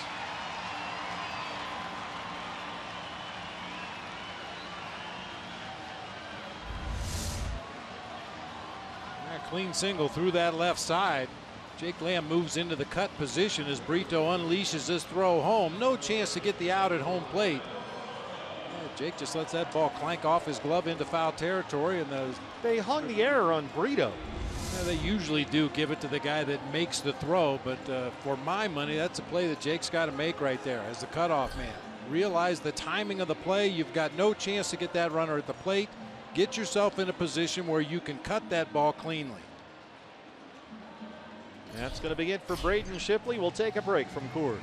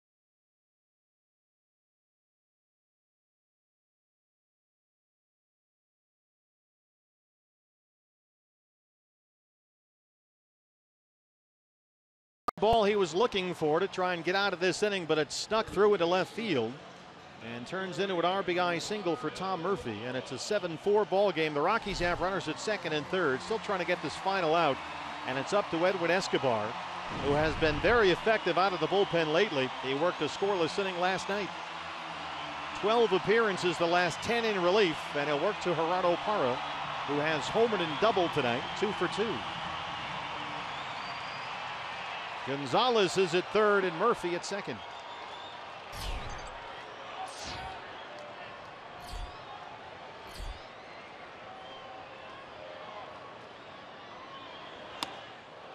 Fastball right by him for strike 1.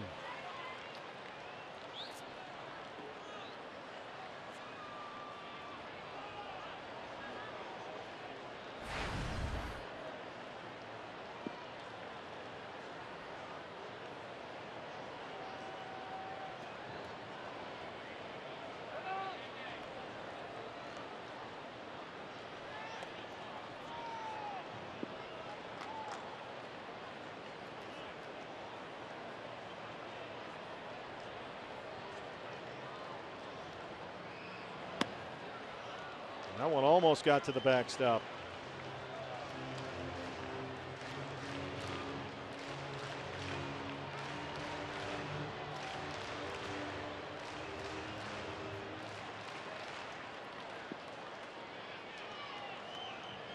Edwin Escobar started this year as a starter for the Diamondbacks. Then he was in long relief. Now he's become a critical late innings left-hand reliever.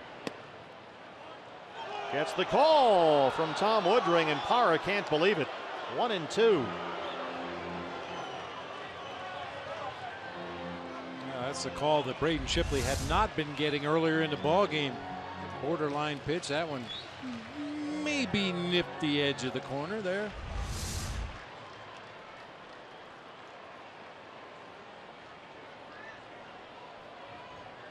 That's a big swing pitch on 1-1. Oh, it really is.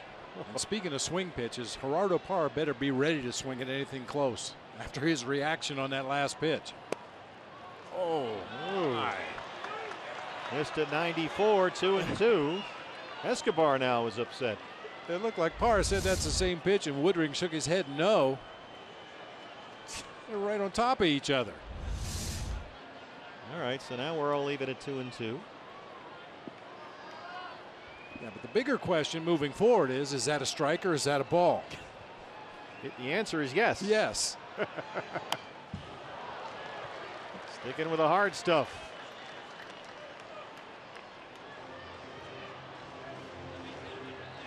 Parra was really tardy on the first fastball this sequence at 91. Starting to get a little closer there. Fouled that one straight back. Might be time to drop a breaking ball on him here. Well, he's got that slider from that funky arm angle against the lefty. Another fastball. You hear some pitchers talk about reading a hitter's swing, and that's exactly what they're talking about. The first fastball, Parra was way late. The ball was almost in Wellington's glove before he swung at it.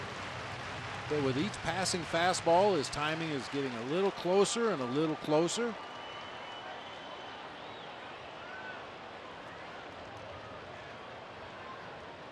So another fastball away.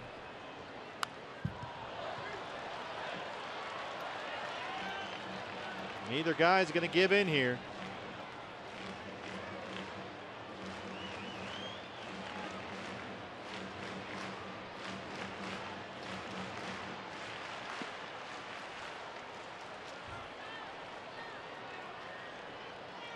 Eighth pitch of the at-bat right here on 2-2. Got him! Edwin Escobar. He finally went to a breaking ball, and he struck out Parra. D-backs have a 7-4 lead.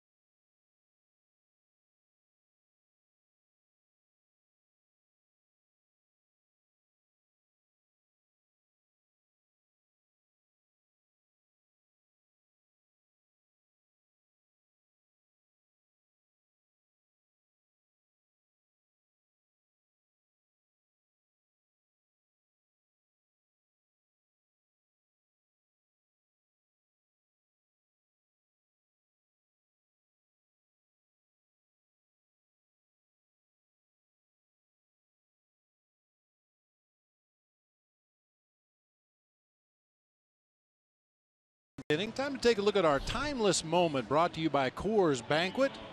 We go all the way back to 1917. If you're having problems with your bullpen and you've got a doubleheader scheduled, just start and finish both games, which is what Grover Cleveland Alexander did on September 3rd, 1917. A doubleheader sweep in Brooklyn, 5-0 and 9-3. Pitched 18 innings, gave up 7 hits. Ronald Reagan He played Grover Cleveland Alexander in the movie The Winning Team. There you go. Every time that was on, like the UHF station, I'd suddenly get sick so I could stay home and watch it. A.J. Pollock leads off the 7th, 7-4 D-backs. They've out hit the Rockies 9-8. Time to put your foot back on the gas pedal right here. Rockies starting to think they're back into this ball game. Get that offense cranked up again. Well, good job by Braden Shipley tonight, who should have gotten out of that 6th inning. Had that last ground ball sneak through for a single, but Braden tonight 5 2/3. 4 runs on 8 hits, a walk and 3 strikeouts. And he's in line for the win. A.J. hits it to Dahl in left. It drops in there for a base hit, a leadoff single, and Pollock is 2 for 4.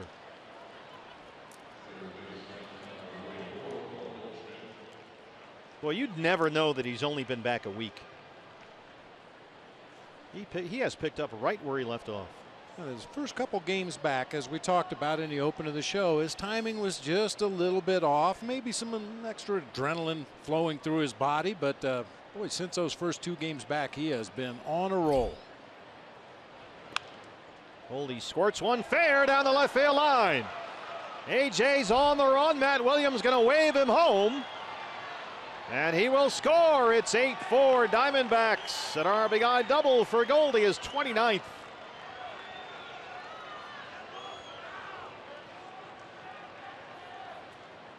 Just snuck that inside the bag at third.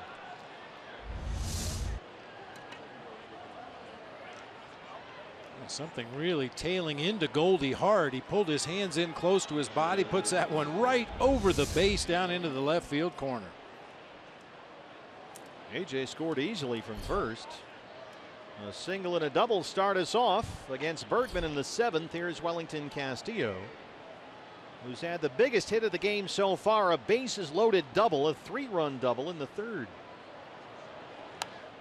That was a 5-run inning for the Diamondbacks.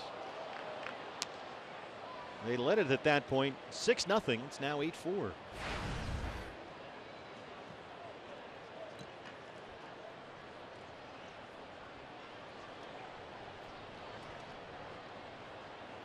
So AJ, 2 singles, 2 runs scored tonight.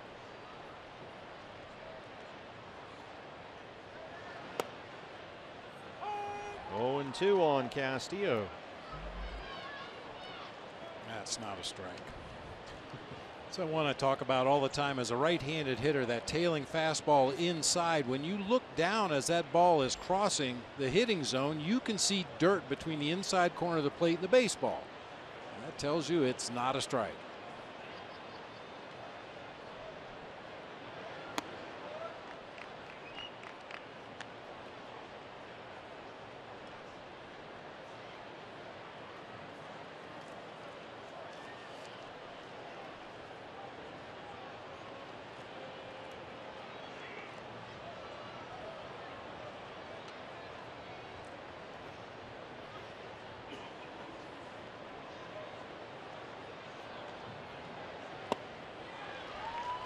Struck him out. 1 down in the 7th. First strikeout for Christian Bergman. Here's Jake Lamb, who has singled and homered. He scored twice. His home runners are Chaz Roberts, air conditioning and plumbing, cool play of the game. His last 2 home runs have come to the opposite field. That's going to be the last pitch that Christian Bergman throws tonight as Walt Weiss makes his way to the mound.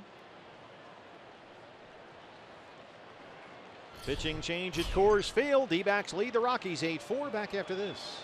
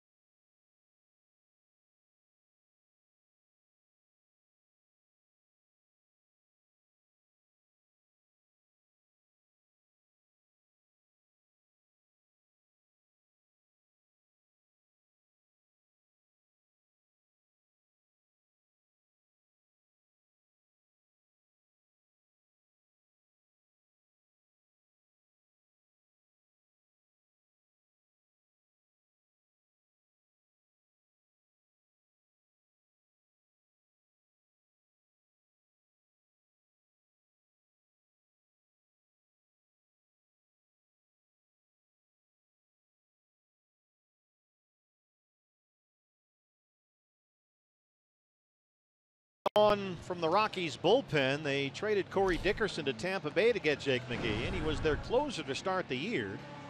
Actually set a Rockies record by having a save in 5 consecutive games. But then he got hurt. He was on the DL with left knee inflammation. And since he's been back, he's pretty well since the end of July. His ERA on the year a little inflated at 4.87, but his last 16 appearances, he's pitched to a 2.84.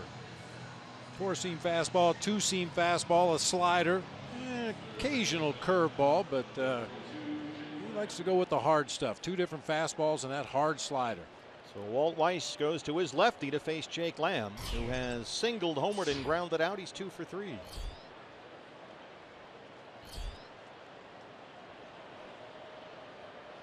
Paul Goldschmidt is the runner at second. 1 out and 1 run in. D-backs have scored in 4 of the 7 innings so far tonight. There's a strike, and it's 0-1 on Lamb.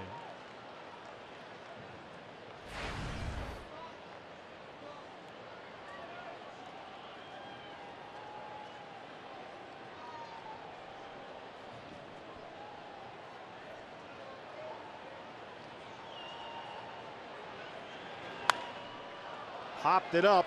This will stay playable for Arenado in foul ground. 2 outs. Yasmani Tomas, the hitter.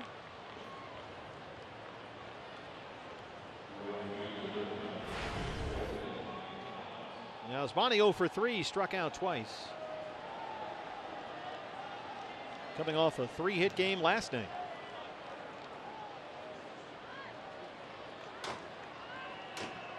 Pollock led off the inning with a single. Goldie doubled him home to make it 8-4. And Goldie still at second with 2 outs.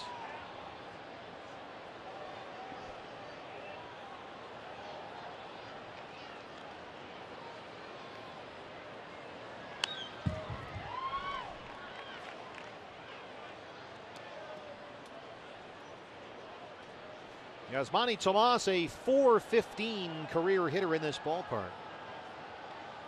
12 games here, 7 extra base hits and 11 RBIs.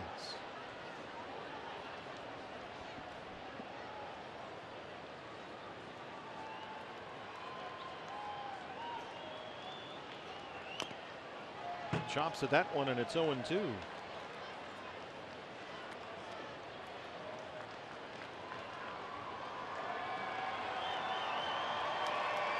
A little discouraged with himself for swinging at that low slider. And it wasn't even really an aggressive swing. It was almost like he was trying to protect the plate there with 2 strikes.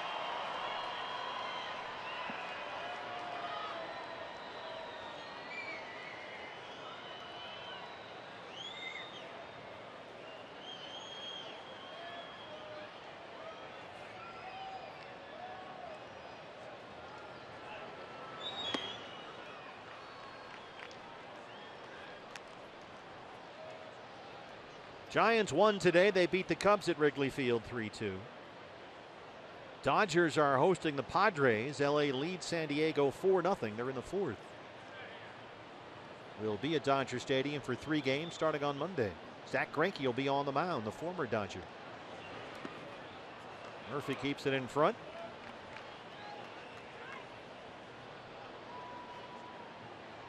Paul Goldschmidt could have been standing at third base 3 pitches ago if he chose to.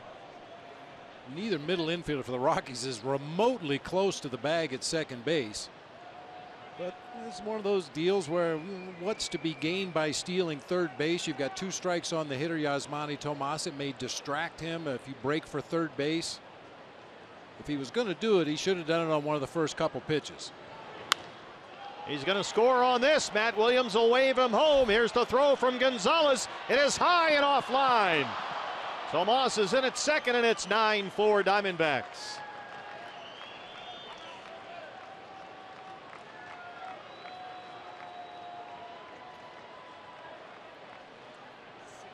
No, that's why you don't steal. You're already in scoring position unless that ball is hit really hard at one of the outfielders. Goldie should be able to score on just about everything, and he does. Carlos Gonzalez tried to get a little extra on that throw, and Almost put it into the third base dugout.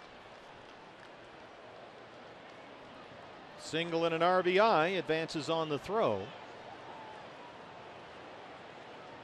2 runs in. Tomas at second. There's Chris Owings, who is 3 for 3, 3 singles. He's got an RBI. He scored a run. Keep your foot on the gas pedal. We saw what happened in last night's ball game. We've seen it happen in this ballpark an awful lot. You can never have too many runs. Well, the Diamondbacks now have 12 hits, meaning they have had at least 10 hits in 10 consecutive games in this ballpark.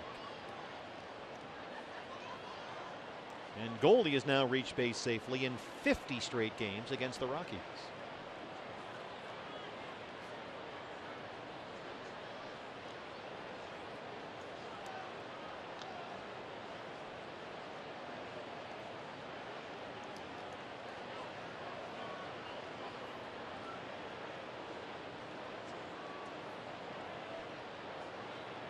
D-backs with 1 in the second, 5 in the third, 1 in the sixth, 2 more here in the seventh. And Owings is down 0-2.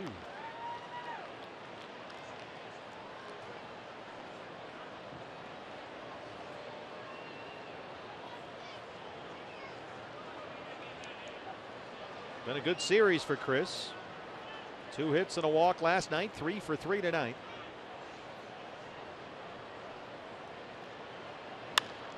Drives that one toward the right field corner. And it is foul.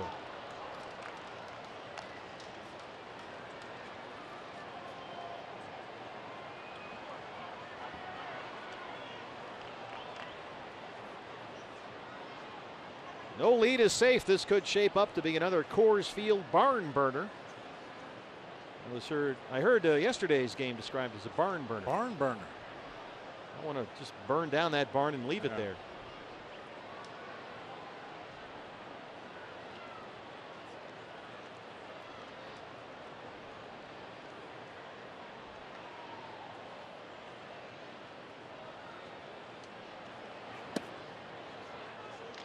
Fastball missed away, and it's 1-2. Chris Owings has 1 career 4 for 4 game. That came in May of 2014 against the Padres.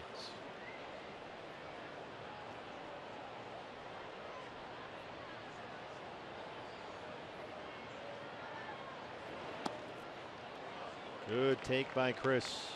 Lays off that curveball, and it's 2-2.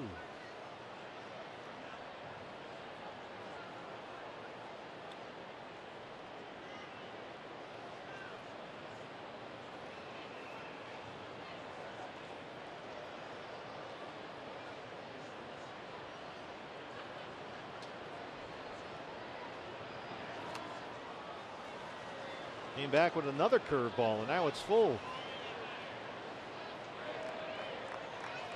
Socrates, Brito on deck. 3-2, 2 outs. Tomas at second and 2 runs in.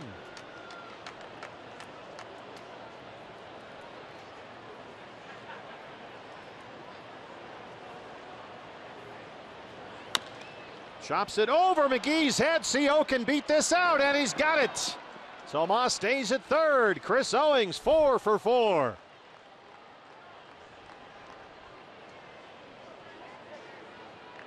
Just needed to get it over the head of the pitcher on the mound. You knew that nobody was going to be able to make a play on Chris Owings as he's motoring down that first baseline just out of the reach of Jake McGee. Descalso has no play. He was very aware of the runner at third, Tomas, and decided just to eat it. So they're on the corners now for Brito, who doubled his last time up.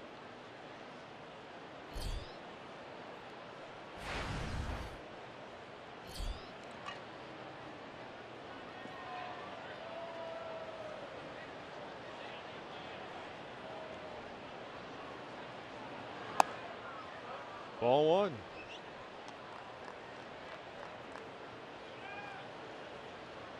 Kyle Jensen, just called up for the first time in his career today, is on deck. He would hit for the pitcher, making his major league debut. And with the numbers that he put up in Reno, he could tear this place down. Kyle Jensen. Led the Pacific Coast League in home runs and RBIs. Love to see him get an opportunity here in this inning with the bases loaded. That'd be awesome.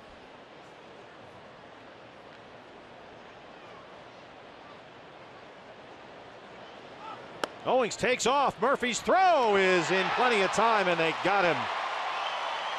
First time all year Chris Owings has been thrown out trying to steal. He was a perfect 15 for 15, but Murphy's throw ends the inning. The Diamondbacks get two. We stretch at Coors. They lead the Rockies 9-4.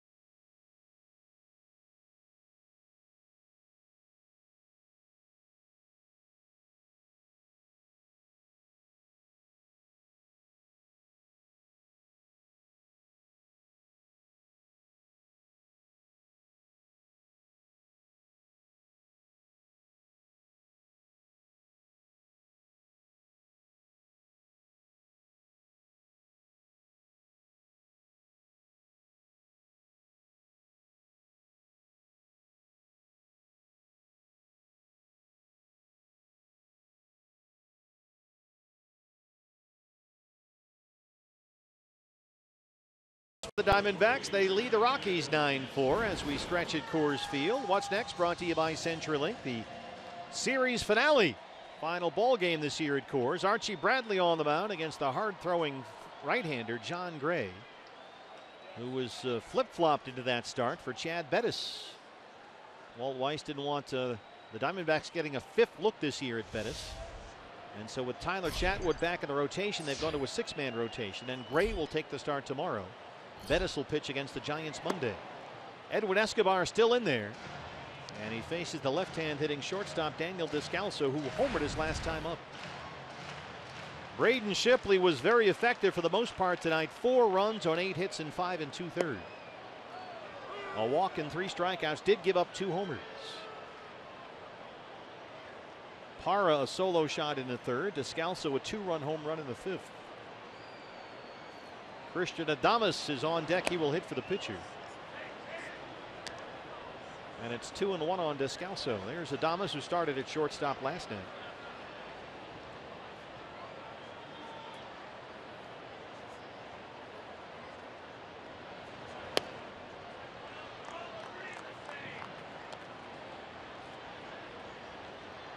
Escobar in there to get the lefty behind 3-1.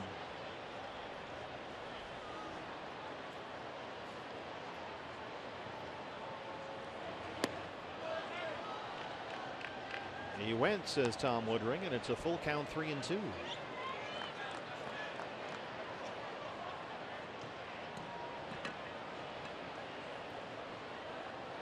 Escobar got a huge strikeout of Gerardo Parra to end the 6th. Descalso gets this in the air, left center field. It's deep, it's carrying. Pollock is there, and he runs it down. AJ on the warning track, way out there in left center. That's the deepest part of the ballpark. And it's allowed out number 1. Big outfield here at Coors. I've said it many times. Those guys that can run love to play outfield in this ballpark because you can just put your head down, go as hard as you can to the spot. AJ gets to the gap in left center and takes extra bases away from Descalso. Here's the switch hitting Christian Adames. Singled and had an RBI last night. He scored a run.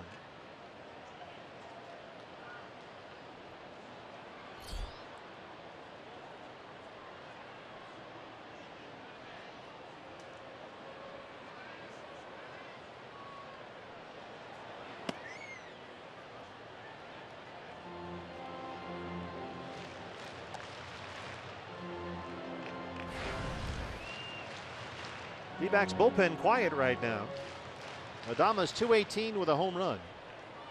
9 hits in his last 5 games, including 2 triples.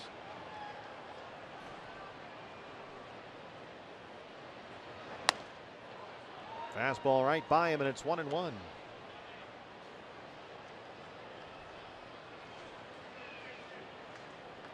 Adames, like most switch hitters, bats much more frequently from the left-hand side. And in his case, without a whole lot of distinction either way.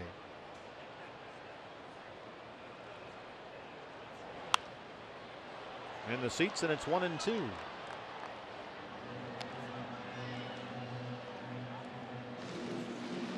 Now, all things being fairly equal with a switch hitter, usually I go to strikeouts and walks. Does he have a better idea of the strike zone from one side of the plate or the other? And it would appear that Adames has a better idea for the strike zone as a left-handed hitter.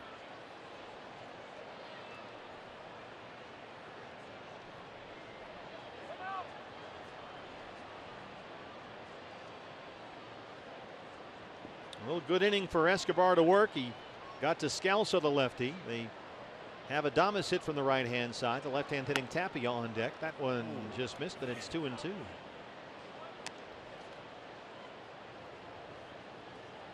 There does seem to be some confusion on both sides as to what is a strike and what's not. Adames looks like he kind of got away with one there. On the ground, a shortstop for Chris Owings. Boy, he makes every play look routine down there.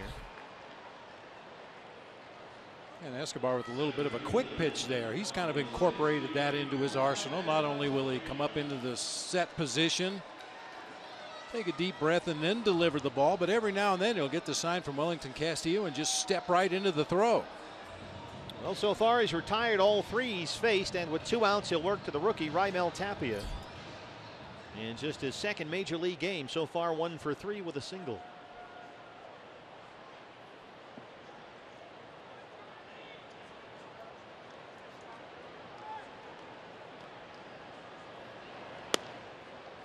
Tapia has played all season in the minor leagues, and between AA and AAA, he's hit about .330. Tapia is a guy that looks like he could use a couple of years of big league meal money. 6'2", 160. Really a blade up there in that left-handed batter's box. The Blade, that's a good nickname. Mark Belanger was the Blade. He was about 160. Yeah, you're right. He also hit about 160.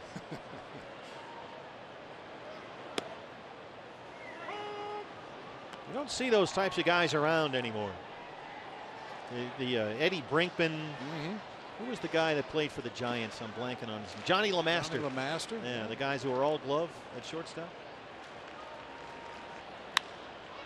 Over the glove of a stretched out Lamb. Tapia shoots it the other way. And he's got his second hit tonight, the 2-out single. A lot of that has to do with the weight training. You know, even back when I played, it was just kind of the beginning of using weights in the off season and also during the season to maintain your strength. Before that, they said that you get too muscle bound. You don't want to get too strong. And even a guy like Nick Ahmed, who's a great glove man's got double-digit home run power. Pitching change back in a moment.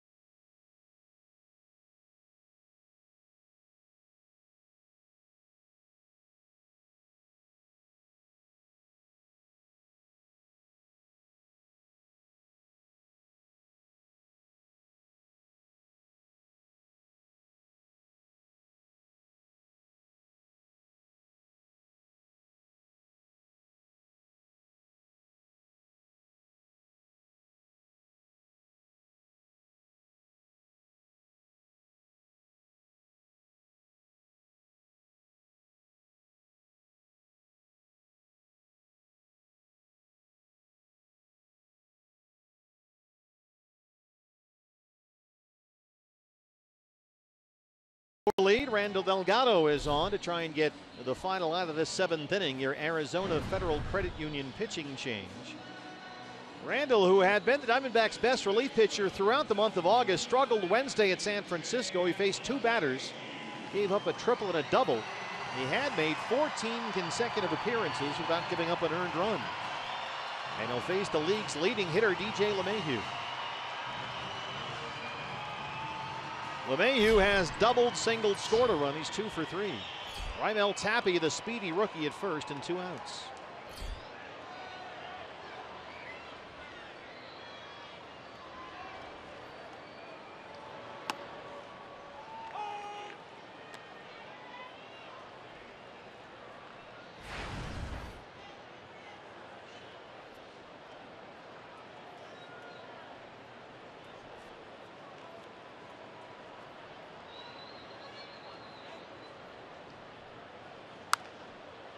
Delgado ahead, no balls and 2 strikes.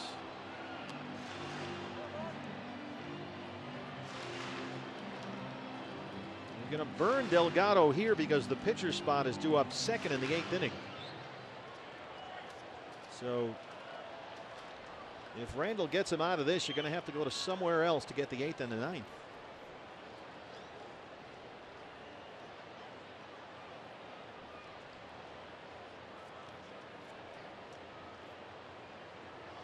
Or theoretically with a 5-run lead, you can let Delgado hit.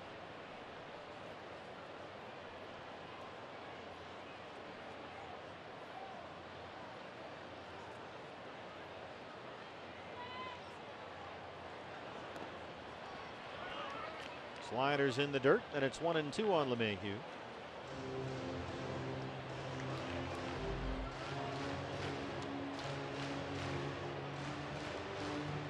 LeMahieu batting .355 since the All-Star break.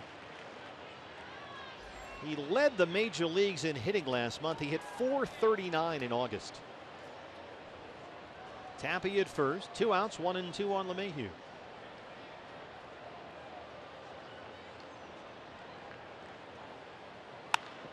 Base hit. Brito bobbled the ball out there and then throws it over Gosselin's head. Socrates Brito juggled the ball out there in left, fielding that 1-hop single, and then airmailed the throw back into second.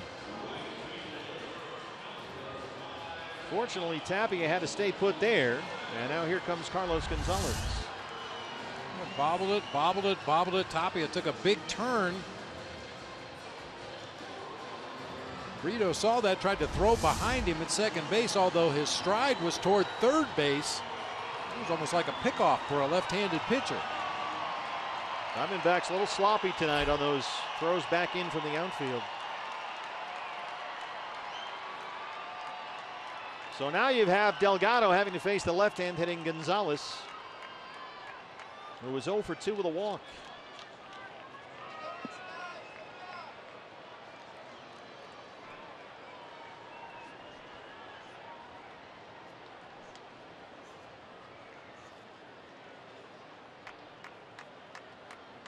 I'm going to talk this one over. Carlos Gonzalez is 4 for 8 lifetime against Randall Delgado with a couple of doubles and a triple. I want to make sure they know exactly what they want to do to the Rockies right fielder.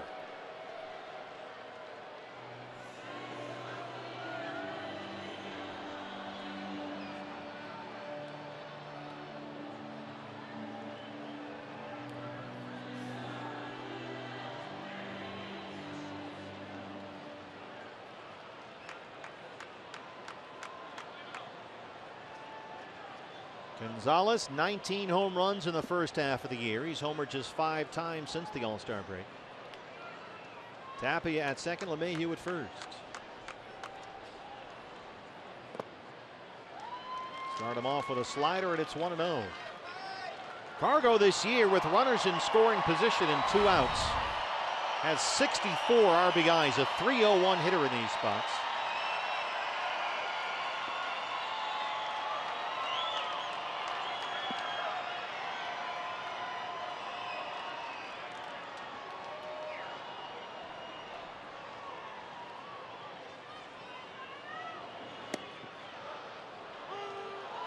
1-1. Slider changeup so far.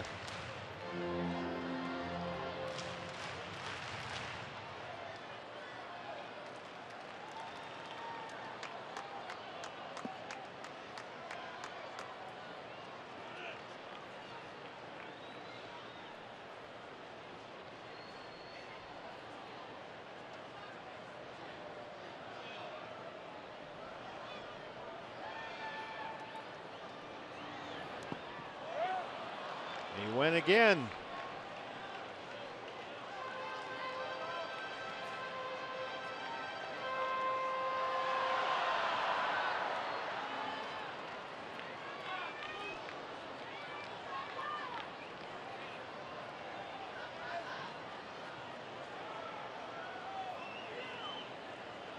You get those run producers, especially when they're in a little bit of a funk. You get them up there with runners in scoring position. Occasionally you can get them to chase some bad pitches.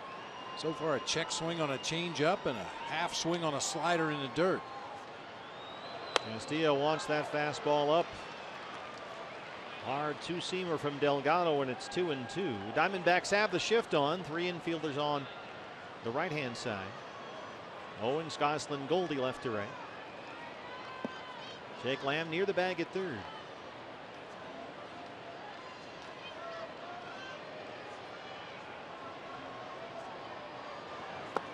There's that chase right there. Got him on the slider, and Delgado gets a big strikeout. And that ends the 7th inning. Diamondbacks lead the Rockies 9-4.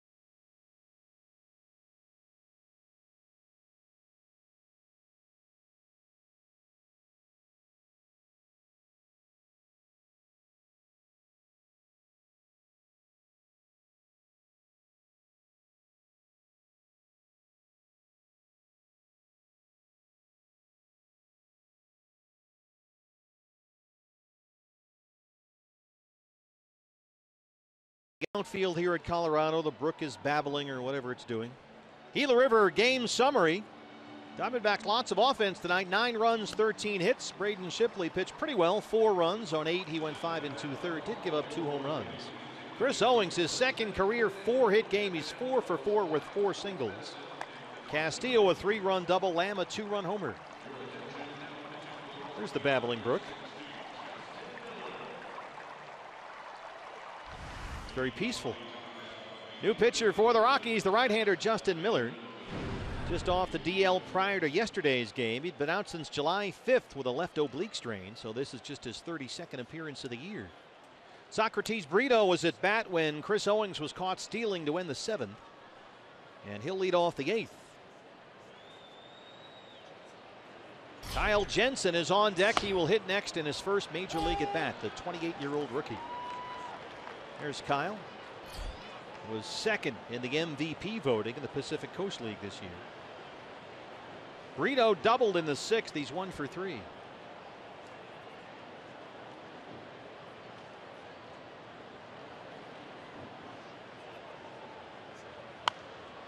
That's going to get out of play.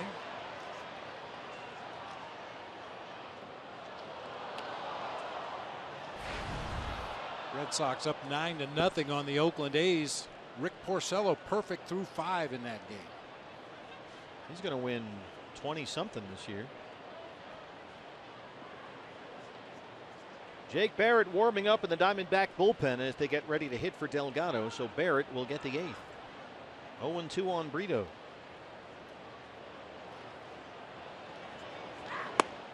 Struck him out. And here is the major league debut for 28-year-old Kyle Jensen, who has put up some big numbers at AAA Reno this year. 289, 30 home runs, 120 RBIs. And throw in 34 doubles with that as well. By far the best season of his career. His 8th year in the minor leagues, and now finally getting his first big league at bat at the age of 28.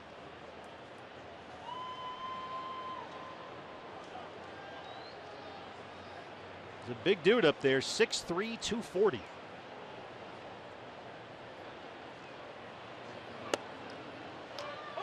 And he takes strike 1. Yeah, Kyle was born in Walnut Creek, California, now lives in San Ramon. That's over in the East Bay area. Played his college ball at St. Mary's, a 12th round pick by the Marlins in 09.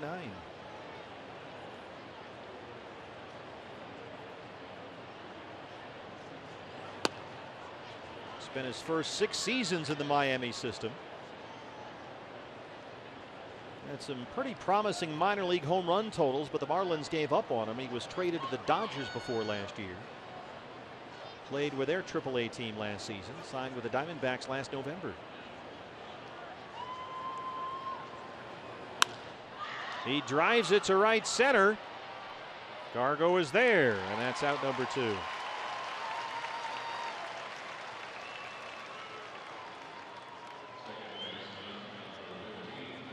Phil Gosselin the start at second base tonight. A night off for Gene Segura. That stomach bug has been acting up again. So Gene has the night off. Gosselin singled and scored in the 3rd. He's 1 for 4.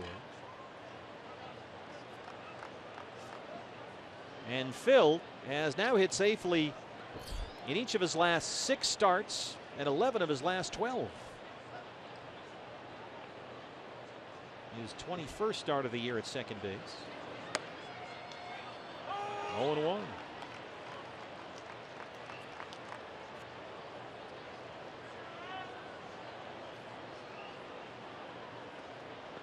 Rockies in the bottom of the 8th against Jake Barrett, who is warming up in the bullpen, presuming it's him.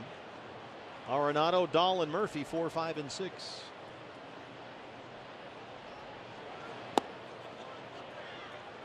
No, he didn't, Corey Blazer. 1-1 on Gosselin.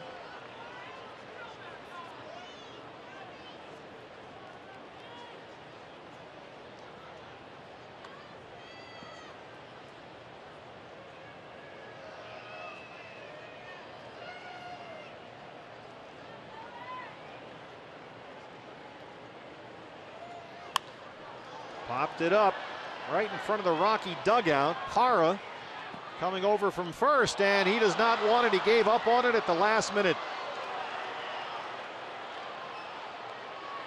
Little confusion over there with the catcher, and it dropped in between them.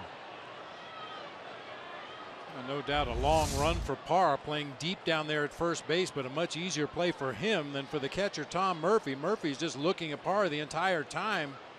I don't think either guy wanted anything to do with that ball. Well, Parra obviously has not played a ton of first. Murphy didn't want to get in his way, and by then it was too late.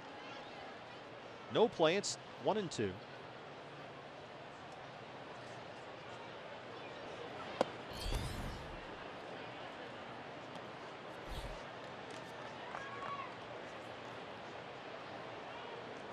It's another one of those plays that you practice in spring training in that pop-up priorities drill. Either a coach with a fungo bat at home plate or a pitching machine shoot fly balls to different area of the field. In that particular pop-up, the catcher's taught to go after it until you hear somebody call you off. But it was pretty clear that Murphy was looking for help right from the get-go. Boy, those pitching machines they shoot those things up in the air with at Salt River, those things are diabolical. Oh, man. I mean, it's like they're 300 feet up. 3-2 on Gosselin. He walked him. I've told the story in the past about one day in spring training. 2001, we were doing pop-up priority drills, and the wind was blowing, and there wasn't a cloud in the sky down in Tucson, bright sun. First drill in the morning, and we started shooting pop-ups into the air with that pitching machine, and ball after ball after ball kept dropping in the infield, in the outfield, in foul territory. Guys were getting mad. A couple words were exchanged between some infielders and some pitchers, and finally I told Glenn Sherlock, the next one they catch, we're done. Well, it took 3 or 4 more pop-ups before somebody caught one. And on a good note.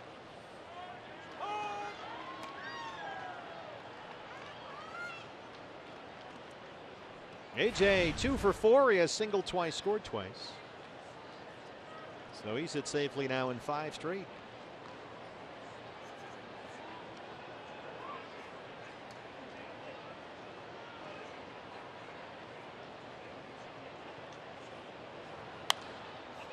Here's a pop-up. Here we go again. Murphy.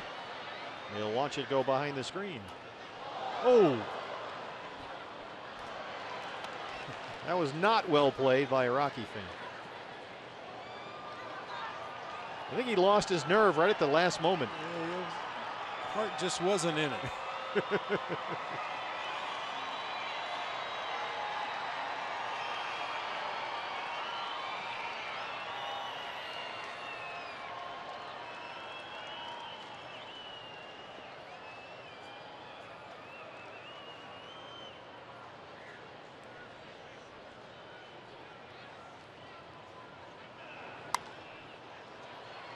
Parra, a chance for redemption.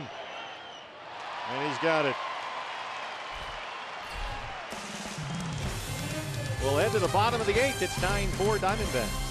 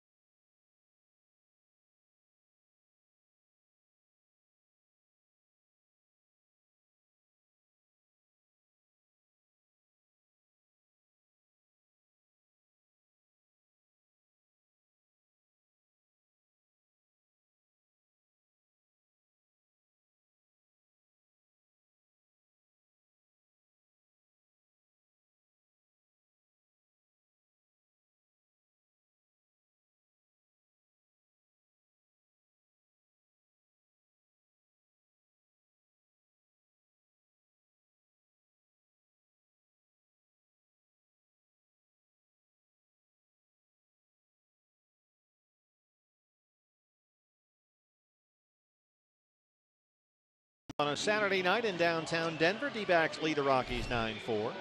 Fox Sports Supports is proud to team up with The Mission Continues as we commemorate the 15th anniversary of the events of 9/11. All over the country, The Mission Continues is bringing together veterans and civilians through local service projects and honoring this day in history by giving back to our communities. You can visit foxsportsupports.com to learn more. Jake Barrett on from the D-back bullpen. He last worked Wednesday at San Francisco, pitched in the 7th inning and walked 2 batters. A 4.17 ERA, his 59th appearance. Nolan Arenado, first pitch swinging, drives it deep to center. A.J. Pollock at the wall, and he's got it. Might have been another case of the wind keeping that in the ballpark. Big hurdle to climb there for Jake Barrett. Now he'll work to David Dahl.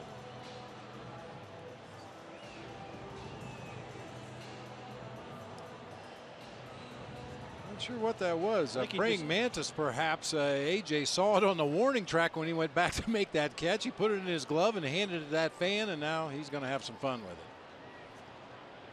Anybody want this? The kid in the tie-dye wants nothing to do with it. Those things are mean. AJ's no dummy. He doesn't want it back there behind him. Look, it's on the glove. Hey, take this, will you?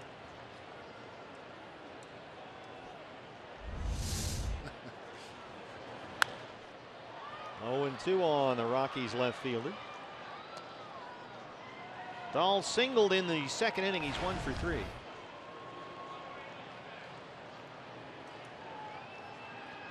D-backs will have a chance to tack on in the ninth. Chad Qualls is warming up for Colorado. It'll be Goldie, Castillo, and Lamb, 3, 4, and 5. Boy, Jake Barrett humps it up to 95 and blows away Dahl for the strikeout. That's 2 outs. Here's the catcher, Tom Murphy.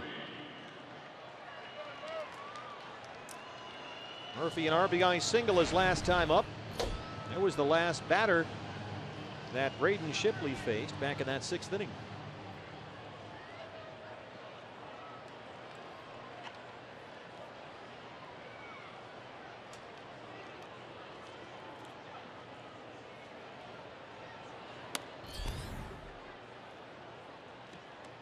It's a little ground ball that got through into left field between third and short. A grounder that may have gotten Barrett out of the inning, or Shipley, pardon me. Chopped another one off the plate. That's about the 3rd time tonight that's happened.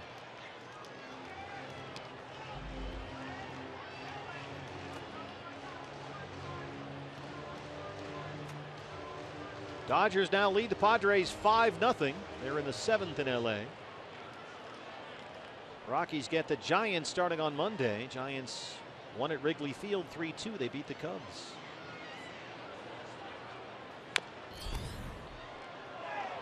Boy, Jake Barrett throwing hard tonight.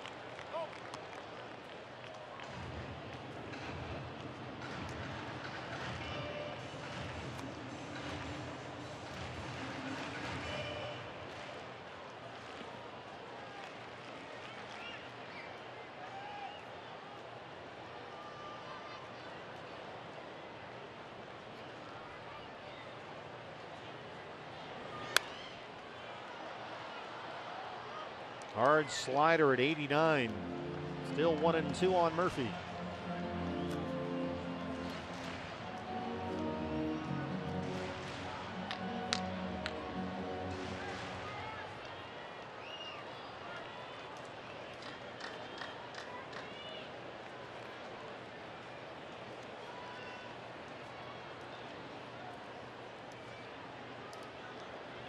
Got him. Jake Barrett, a 1-2-3-8 with 2 strikeouts. It's 9-4 Diamondbacks.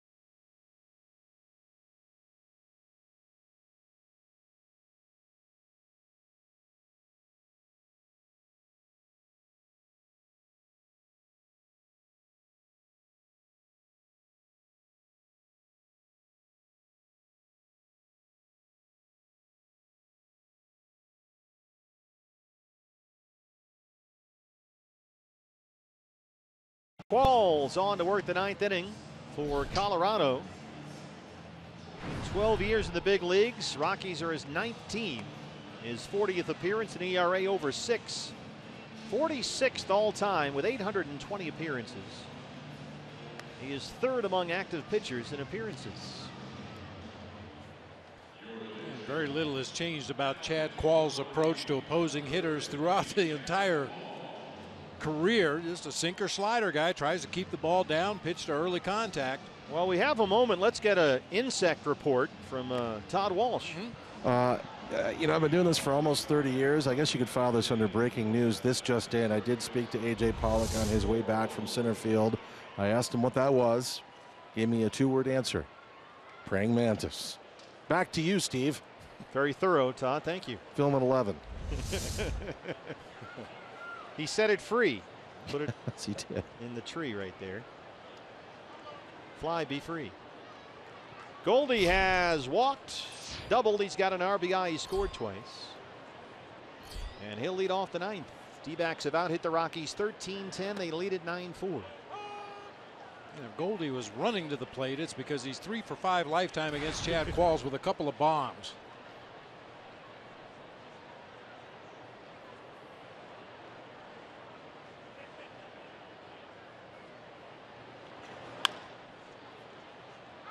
That's a foul ball. Goldie's RBI double in the 7th inning, his 80th run batted in this year. That puts him behind Jake Lamb, who's now up to 83 on the year after Jake's 2-run homer in the 3rd. Lamb's homer tied him with the Yasmani Tomas for the team lead at 27.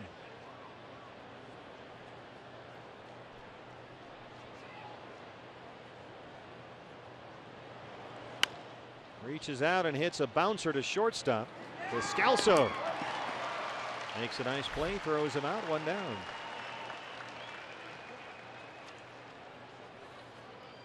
Rockies in the bottom of the 9th inning will have 7, 8, 9 due up. Parra, Descalso in the pitcher spot are scheduled. Daniel Hudson is warming up in the bullpen. He'll get the 9th. There's Huddy and bullpen coach Garvin Alston. Wellington Castillo had the game's biggest hit. A 3-run double in the 3rd. That helped the D-backs break it open. Diamondbacks got 1 in the 2nd and 5 in the 3rd. They led it 6-0.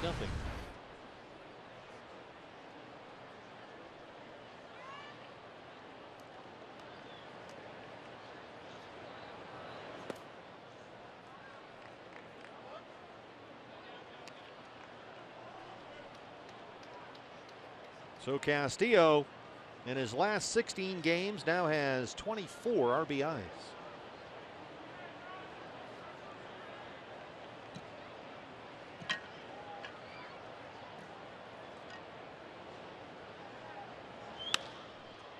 Base hit.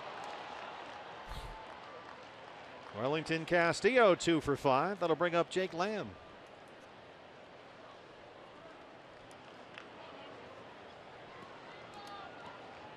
Jake Singleton scored in the 2nd, hit a 2-run homer in the 3rd. His 2nd home run on this road trip.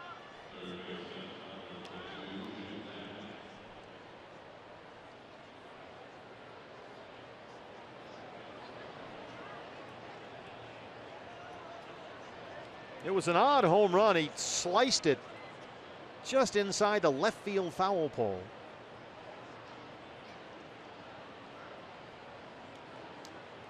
That one off Rocky starter Tyler Chatwood. Chatwood tonight gave up 6 runs on 7 hits in 5.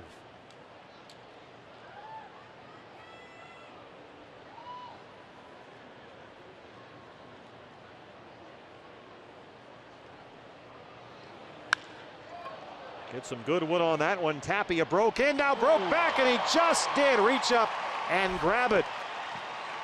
He broke in on that one, and it just carried almost all the way over his head. The rookie center fielder in just his 2nd major league game. Oh my, That's a scary feeling.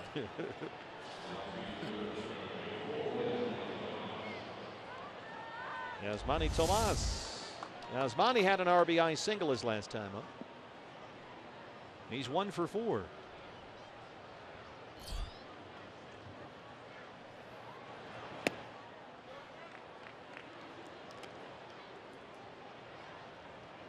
I think I've seen him take more balls on first pitches in the last 3-4 weeks than he has in 2 years. I think you're probably right. I mean, it used to be an absolute automatic. Same spot. Tappy's going to have to race to get over there. He can cover a lot of ground. Big outfield, but he's got the legs. Bottom 9 coming up. Diamondbacks trying to close out a win.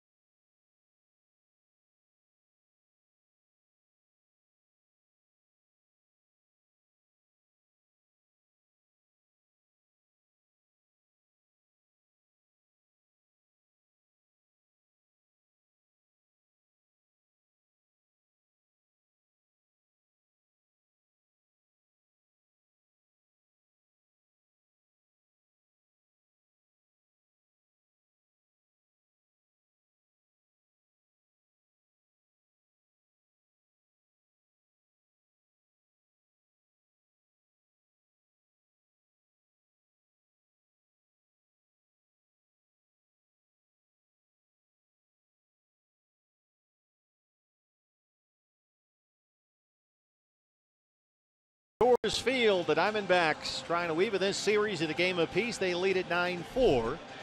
And on to close it out is the right-hander Daniel Hudson. A 6.10 ERA in 58 appearances for Huddy. He's been bloodied here. This ballpark has been tough on him. He gave up a run in the 9th inning Tuesday in the win at San Francisco, but hung on to get the save, his second this year. He'll face Gerardo Parra, Daniel Descalso in the pitcher spot, 7, 8, 9 in the Colorado 9th.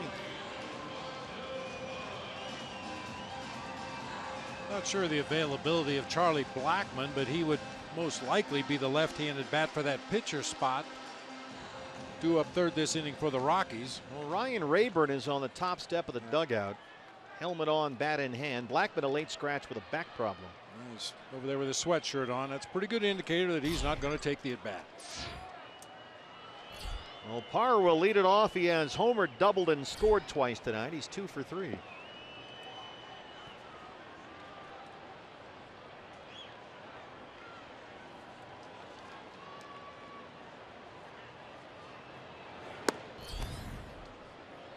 And Walt Weiss has Reynolds down there. He's got a Hundley. A couple of other experienced options.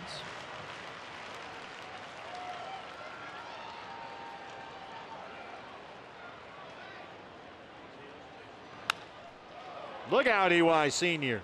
Still quick as ever.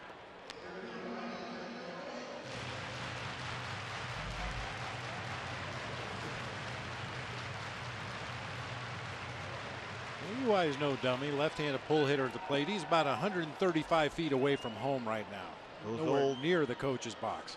It's the Rutgers football instincts. They're kicking in.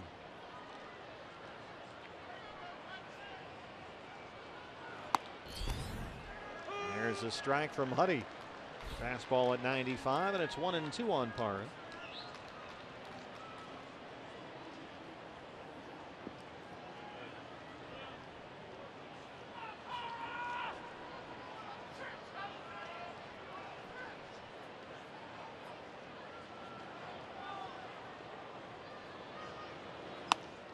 Daniel Hudson goes to that hard slider and strikes out Parra, 1 down. That's been the book that's worked on Parra tonight. Hard stuff early, soft stuff late. Descalso hit a 2-run homer in the 5th. He's 1 for 3. He's homered in both games in this series.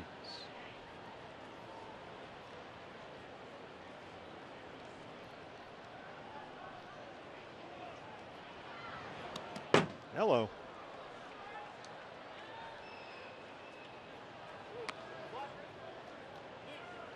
First pitch changeup hit the backstop. Ryan Rayburn is right in Descalso's back pocket. Far to the left of the on-deck circle. Trying to sneak in there as close as he possibly can to get a handle on Daniel Hudson's release point.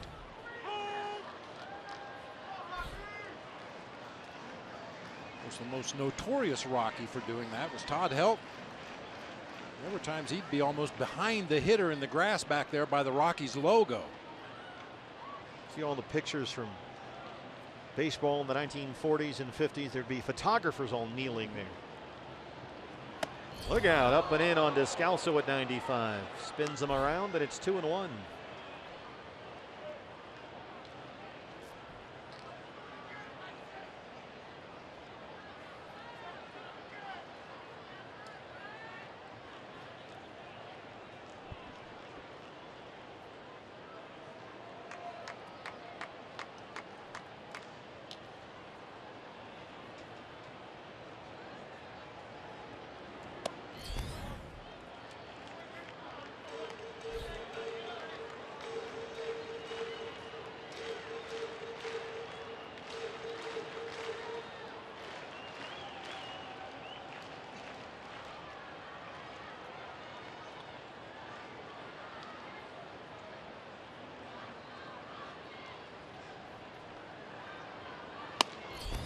He walked him. Missed with a few fastballs. 1 out base runner for Ryan Rayburn, who hits for the pitcher.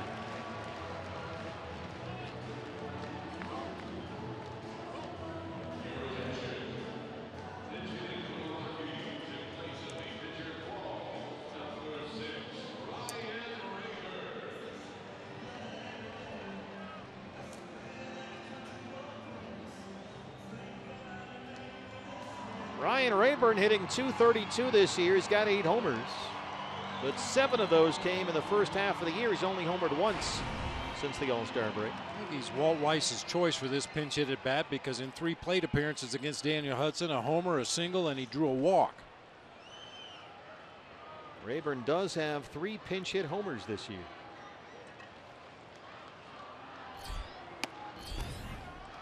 This is with a fastball again, and it's 1-0. Buddy, so far 10 pitches, only 4 for strikes.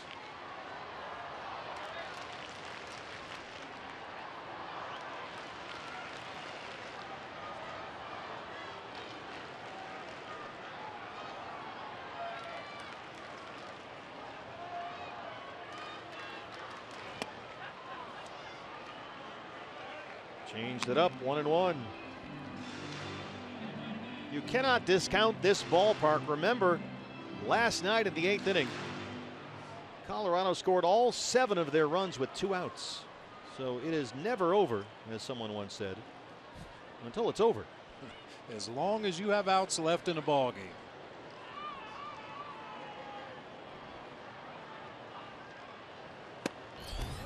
Well, he's having trouble locating that fastball.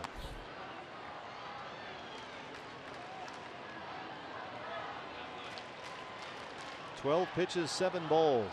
2-1 on Ryan Rayburn. Tappy, the rookie, on deck, the leadoff man.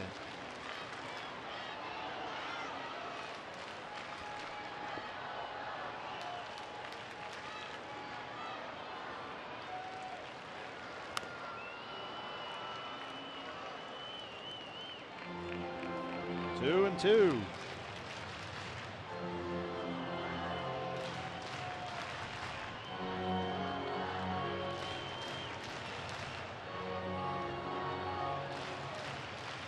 D-backs just 5-9 versus the Rockies this year. If they can hang on here, they'll improve to 5-4 at Coors Field. With one more game to go coming up tomorrow. Archie Bradley versus John Gray. 2-2 on Ryan Rayburn. Got him. Some good change-ups and sliders in that at bat. He's got a second strikeout.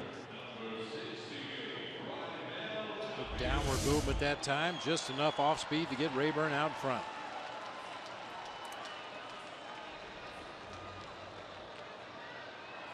Raimel Tapia. 2 for 4, a pair of singles. The rookie in his second big league game. Leading off and playing center field, Charlie Blackmon was a late scratch with a back problem. Tapia played his first big league game last night. Got to hit his first time up. A couple more hits tonight. Off to a good start.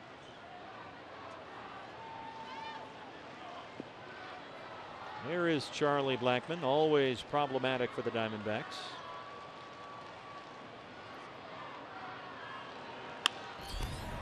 Jake Lamb ends the ball game with a terrific diving play, and the Diamondbacks hang on and win it 9-4. Now 49-1 when leading after 8 innings. And they have split the first 2 games. A chance to win the series here tomorrow with Archie Bradley on the mound. And really good to see the Diamondbacks offense do what we suggested in our key to the game. Keep your foot on the gas. They did it all night long. Had that big 5-run third inning, tacked on another run in the 6th, 2 more in the 7th, and bring home the victory.